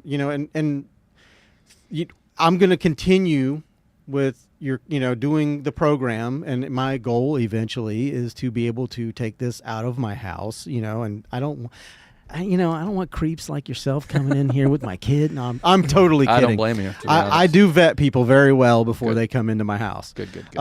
But yeah, that's the ultimate goal for me is to start a business off of this so that I can help other people and then I can have a cool place for myself. I want to be able to, if you want to start a podcast, come on, Yeah. let's go. Yeah. Yeah, it's But awesome. yeah. But I thank you for that was a nice thing to say. It's true though. That's the best part about it. It's true. Yeah, it's been good. It's been good. I do love the format. I love that I can just sit here and just talk to you. I don't have to be an interviewee. I knew that there were some things that you wanted to talk about, and there were some things I wanted to ask you about. But for the most part, it's just a conversation. Yeah. It flows. We crack at each other. We make jokes. Yep. We do impressions. And people say that Some are good, some are bad. we do the weave. yeah. You made me scared, and then you brought it back, and then I scared again. So it's And now you have to urinate. So exactly. you felt all the emotions. Well, today. and there's a point when I can hold it for a long time, but there's a point where my eyeballs don't see anything anymore, and I'm like, am I even listening to him? Like, I really got to go, So, but it's been like a 2.5 hour mark. That's where I usually lose it. Yeah, but we're about there, I think. yeah. So I thank you for your time. Anytime, man. And Anytime. give the people again. I've already said it like a million times, but give everybody and pull it. I have it should be pulled up on the webpage there, the Instagram. Some of the first tabs. I'm the real Bruce Lee and Align Money Mastery show that. Yeah. And I think I did have his page pulled up as well.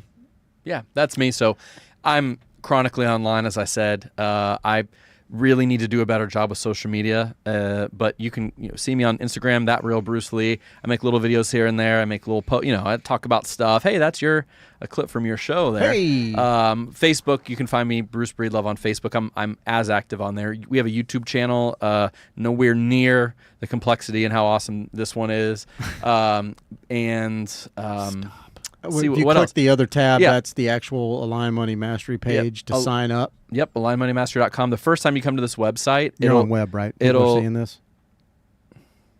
Okay, just making sure. Yeah, the first time you visit, it'll come up with a little pop-up that says book your free financial audit, or you can go to the button in the top right. You got it. Thanks for being here. I love to just it's an exercise for me to be able to not only learn this stuff, but then be able to regurgitate it. And it's confirmative to me that the stuff that you want to hear is stuff that I'm watching for, listening to, learning about. for the benefit of our people that choose to trust us. So this is a great exercise for me too, to be able to sit here with you and have this combo. So thank you. Thank you for your time, Absolutely. sir. And thank you for watching, everybody. Please go back and watch the first episode I had with Bruce. It was just as packed with information. It's going to blow your mind, and you might laugh a little. You might get a little scared. But otherwise, we usually end on a high note. So, but go follow Bruce and sign up today. And, like I talk about it all the time. I say, if you really want to, work on, I really believe it's financial freedom. You stop. The worry is going away. The stress and the anxiety that I had about money, it's kind of slipping away from me. And they're taking that away from me. And it's really not even them. It's their program that I'm following and I am implementing myself, because it's all about self-accountability with them. So you get out what you put in, right? It's true. Very true. And on that, hit that. There you go. And we're out of here. See you next week.